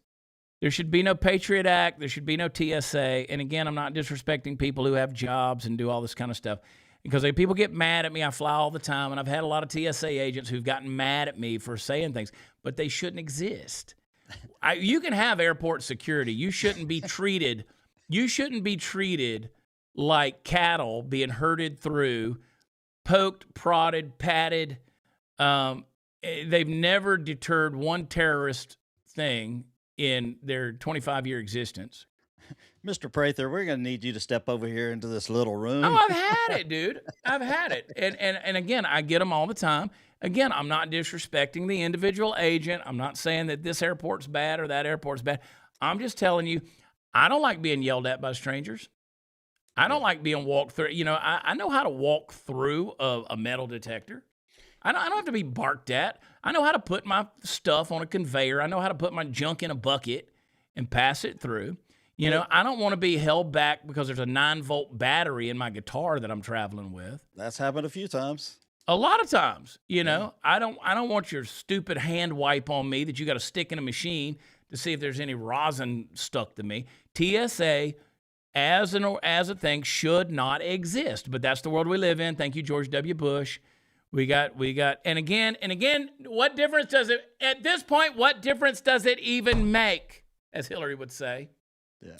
When Mamdani's holding Muslim prayer rallies in every freaking park. I mean, that dude's doing prayer vigils every day in New York City. So if New York City doesn't care, and I'm willing to take the risk into my own hands and get on an airplane without getting groped and prostate checked, I'm willing to take the risk. Don't you want the luggage at least x-rayed, though? They do that anyway. Okay. They've always done that. And luggage and stuff like that. All you got to do, every place has got a bomb dog. They're walking them dogs through there. Dogs are sniffing. Those dogs aren't looking for drugs. They're looking for bombs. Yeah. And so you got and again, I'll say this. People might not like it, but I'm dadgum well telling the truth. Houston, when they got 5-hour lines, 3-hour lines in Houston, listen, that was my home airport for 4 years. Houston, that ain't a TSA problem. That's a Houston problem. First of all, they got an airport that lives under construction because they built that airport when there was only 1 million people in Houston. Now there's 8 million people in Houston. They can't handle the traffic. And you got a bunch of people who don't want to be there trying to run the place. And people that don't know the rules trying to run the place. You got a lot of folks up there that don't care about you trying to run the place, and then you're going to mix in the TSA agents and the shortages that are there. It's a bad, poorly administrated, terribly run system in Houston Airport. That's why I can go to Knoxville Airport right here, and I can whip right through. I had a little bit of a delay the other day, which was stupid. I had a delay coming home on Sunday through DFW, having to wait in the TSA pre-check line. Because, see, that's another thing I got to do. I got to prove I exist just so I can go through without taking my stupid shoes off, which I usually do anyway because I wear boots and the boots have nails in the heel. But here's the thing. I'm looking across the deal, and I'm like, they still got the same amount of blue shirts over there doing the job as they have ever done. And how many miles do we travel a year? 250,000 miles a year? I'm like, we've seen it. And I'm flying out of Houston they're just not doing their job. It's like, Oh, they'll get it taken care of. I hope they do it in the next 2 weeks. They'll get it. Otherwise, I'm moving to Tennessee so I can fly to your little airport. All right, fly private. Yeah. All it takes is money. There you go. Well, they need you to send me a private plane down here to pick me up. This is one of the reasons why I don't go many places anymore. I'm not touring the way I used to tour. And if I did, I'd do what Zach Rushing did. I'd go get back on the bus again. Not the Greyhound, the Prevost. Yeah. I'd get on the tour bus again. The airlines are a joke, man. The travel industry has made traveling as an industry impossible. You can't do it. You pay all this money to get treated like trash. and the whole thing's a joke. So again, these people want to come in, and now you got little girls that come through and say, Nazis aren't allowed in the airport because ICE is arriving at the airports. And I say bring them in there, man. All they're doing is standing around and making sure things are happening smoothly. I don't know what they're doing there. That's a good place, though, because, illegal immigrants travel through the air all the time. I said that. How they're allowed allowed to go through there, but they're able to go through there. Yeah. So, the ICE agents are showing up. You've seen the clips of that. Come down to the girl having the meltdown, David, the girl who throws her she's got to be heard. David's still alive. Did David pass out? There she is, David. Probably fell back asleep. Play that clip. Turn it up. Nazis don't belong in America, and they don't belong in airports. All right, that's enough of that. Let me tell you something, you 17-year-old. If you truly had Nazis in the airport or in America, you wouldn't be screaming that. That's exactly right. You'd be drug out, idiots, put in a gulag or whatever they call it.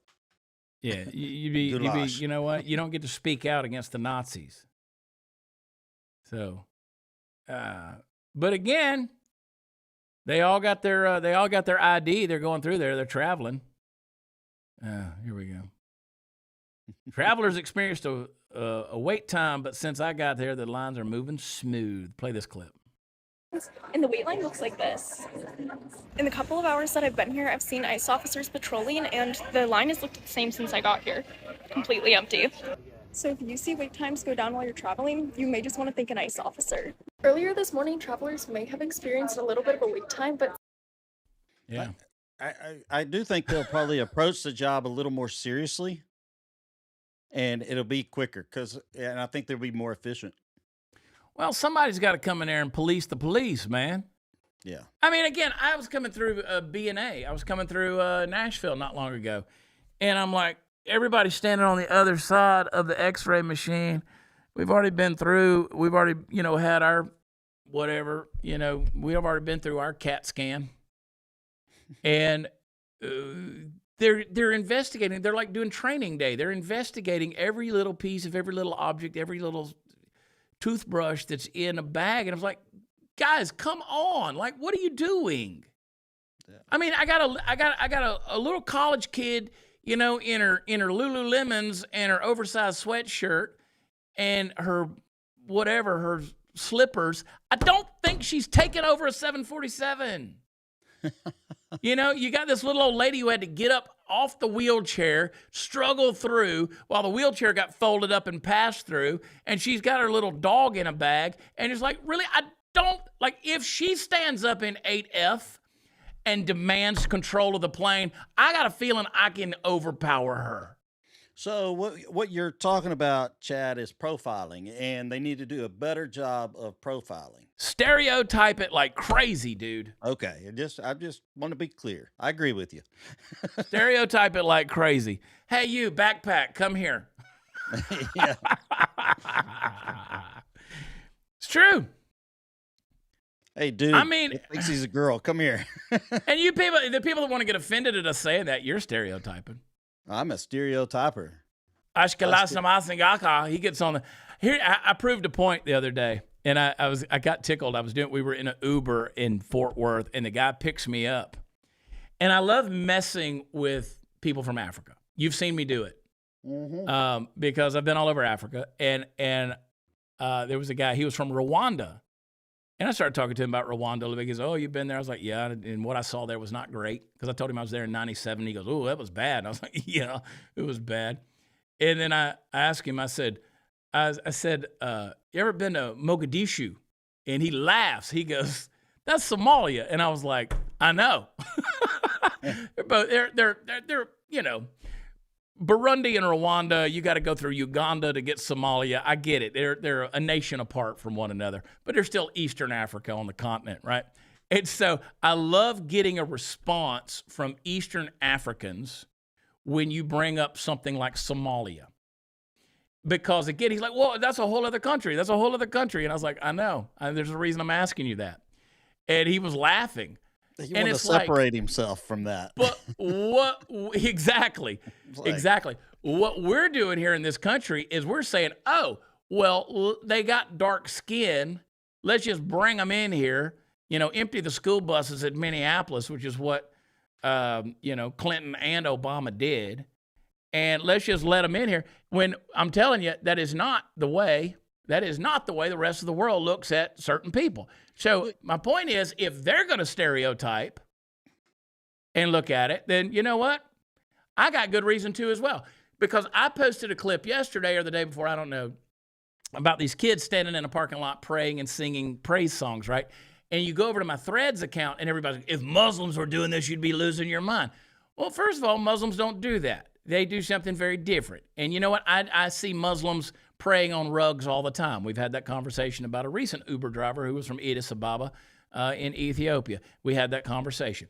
They do that all the time. I don't interrupt them from doing that. Do I like it? No, I don't like that. I don't want to hear a Muslim call to prayer 5 times a day going across my city. Won't stand for it. But here's the thing. It's happening in America. That's not what we get outraged by.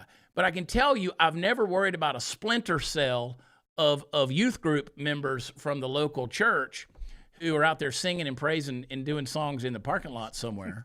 Although I will avoid answering my door when the Mormons come. As you should.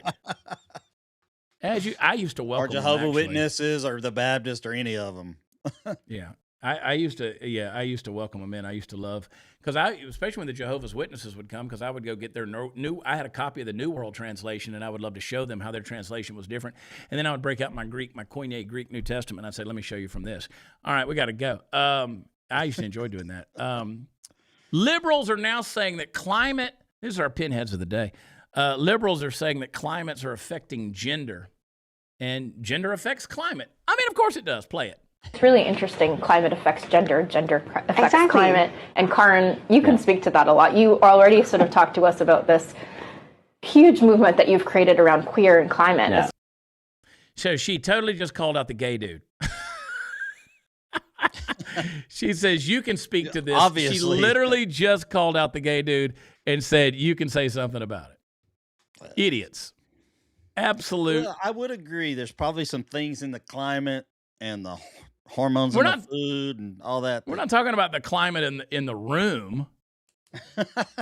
I mean, yeah, you bring some gender issues into the room, it's going to change the atmosphere there. But I mean, this is not a new clip. That was actually from 2023. Yeah, that's an old one. And but what they're saying is, their point was, the moderator was trying to say that climate change disproportionately hits women and LGBTQ whatever groups through disasters and resource access and displacement because they're more vulnerable. So, and then says, Karen, you could speak more to this, in reference to queer climates. So this is what we're missing, guys, is we need more queer climates. Climates in which queer feels better. Can I say, we talked about husbands and wives this morning on 1 Corinthians 7. And can I just say that in 1 Corinthians 7, he kept talking about husbands, how you treat your wives, wives, how you treat your husbands. If you're going to be married, husband to a wife, wife to a husband. Never at any time did he say a wife to a wife or a husband to a husband. Never at any time did he say that. And I'll let you do with that what you want to do with it, but I think there's plenty to say that right there. All right. Then another pinhead. Oh, American Doll Company. They like to do this. They bring out the Muslim dolls. Looks a little white to me. Put the hijab on there. Does it come with a backpack? Does it come with a vest? No, she comes with a dot. Eid al-Fitr marks the end of Ramadan, a month of fasting, reflection, and kindness. On Eid, we wear our best clothes to celebrate a fresh start. Eid starts with a special prayer at the mosque or in the community. We greet everyone by saying Eid Mubarak, which means blessed Eid. After prayer, it's time to eat. Eid meals often include sweet dishes like sheer kurma, dates, or halva puri. Sharing food with family is one of the best parts after a month of fasting from sunrise to sunset. And she'll be married within the next 3 months. She'll be married. She'll have an adult husband. I remember my sister having one of those dolls, not like that, but you actually fed it and it pooped out the other end. Yeah, it poops. I don't think that was an American doll. Yeah. But It's way back. if it comes with a little remote control, if it comes with a cell phone, watch out. It's a whole other accessory. There's no marks on them where she's been whipped with sticks either. But again, I'm really over this whole Islam in America thing. I don't care what you say about it. I've seen too much in this world. I'm telling you, I'm over it. I will call it out. I'm unapologetic about it. Any debate you want to have, let's have it. But you better be worthy of the debate, because it ain't gonna be easy. I promise you. It's going to be a tough one, because it seems like every time that we as Americans go somewhere and fight the radical whatever it is, we end up inviting them right back to our country. You bring them right back in there. Yeah, everyone. All right, so here's go another through history. Yeah, so this guy held a door for this woman and called her beautiful. So she didn't want to be called beautiful. So I guess she goes to her climate change barber. Play the clip. What are we doing today? A man hit on me today. We'll fix that. A man called me beautiful today. Man called me beautiful. We're going to fix that. I can guarantee you it was not a conservative that called her beautiful, before or after. I would like to know what was wrong with the man that saw her. I would like to know what was wrong with that guy. And then finally, oh my gosh. Play this clip. The doll gets a Disney experience. Oh. These people are taking fake kids now. Hey, do they have to pay full price to have that guarantee you. experience? They probably are. What happens if you take the doll on Space Mountain and it falls off? Gone. Disney can be sued. I lost my kid. They're looking all over the place, and the doll's over there in the bushes. Hey,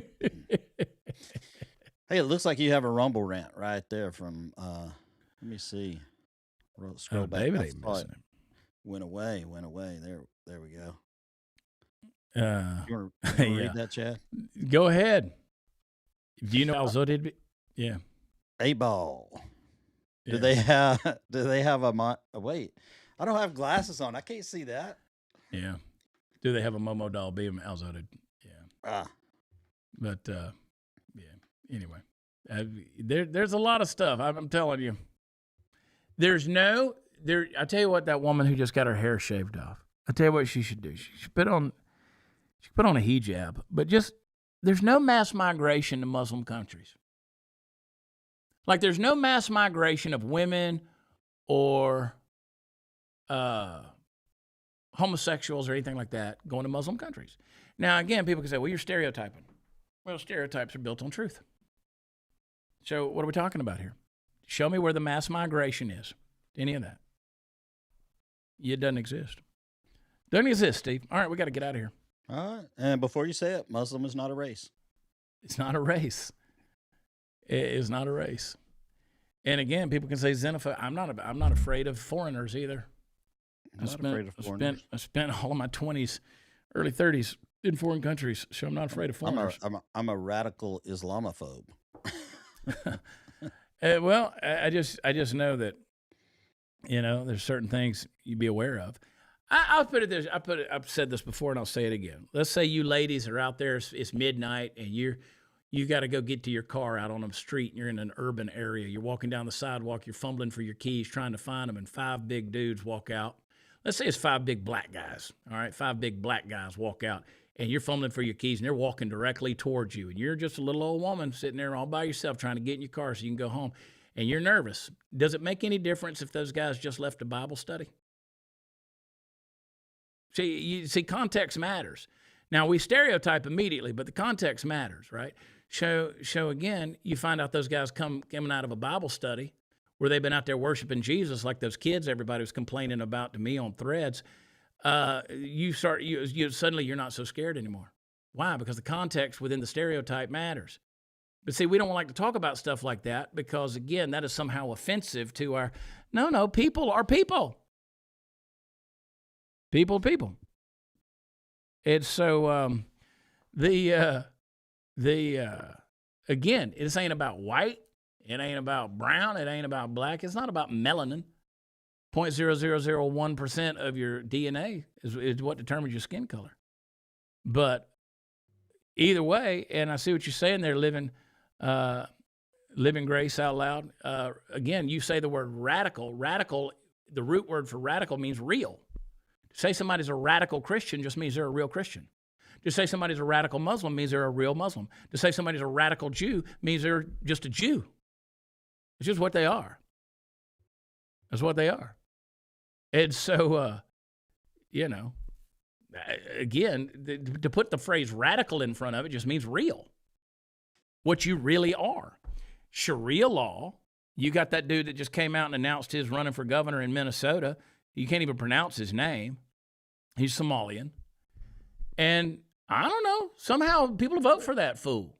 Well, what about extremists? So, because maybe I think I've said that before, but maybe that's a better word, extremist Muslim or Islamophobe.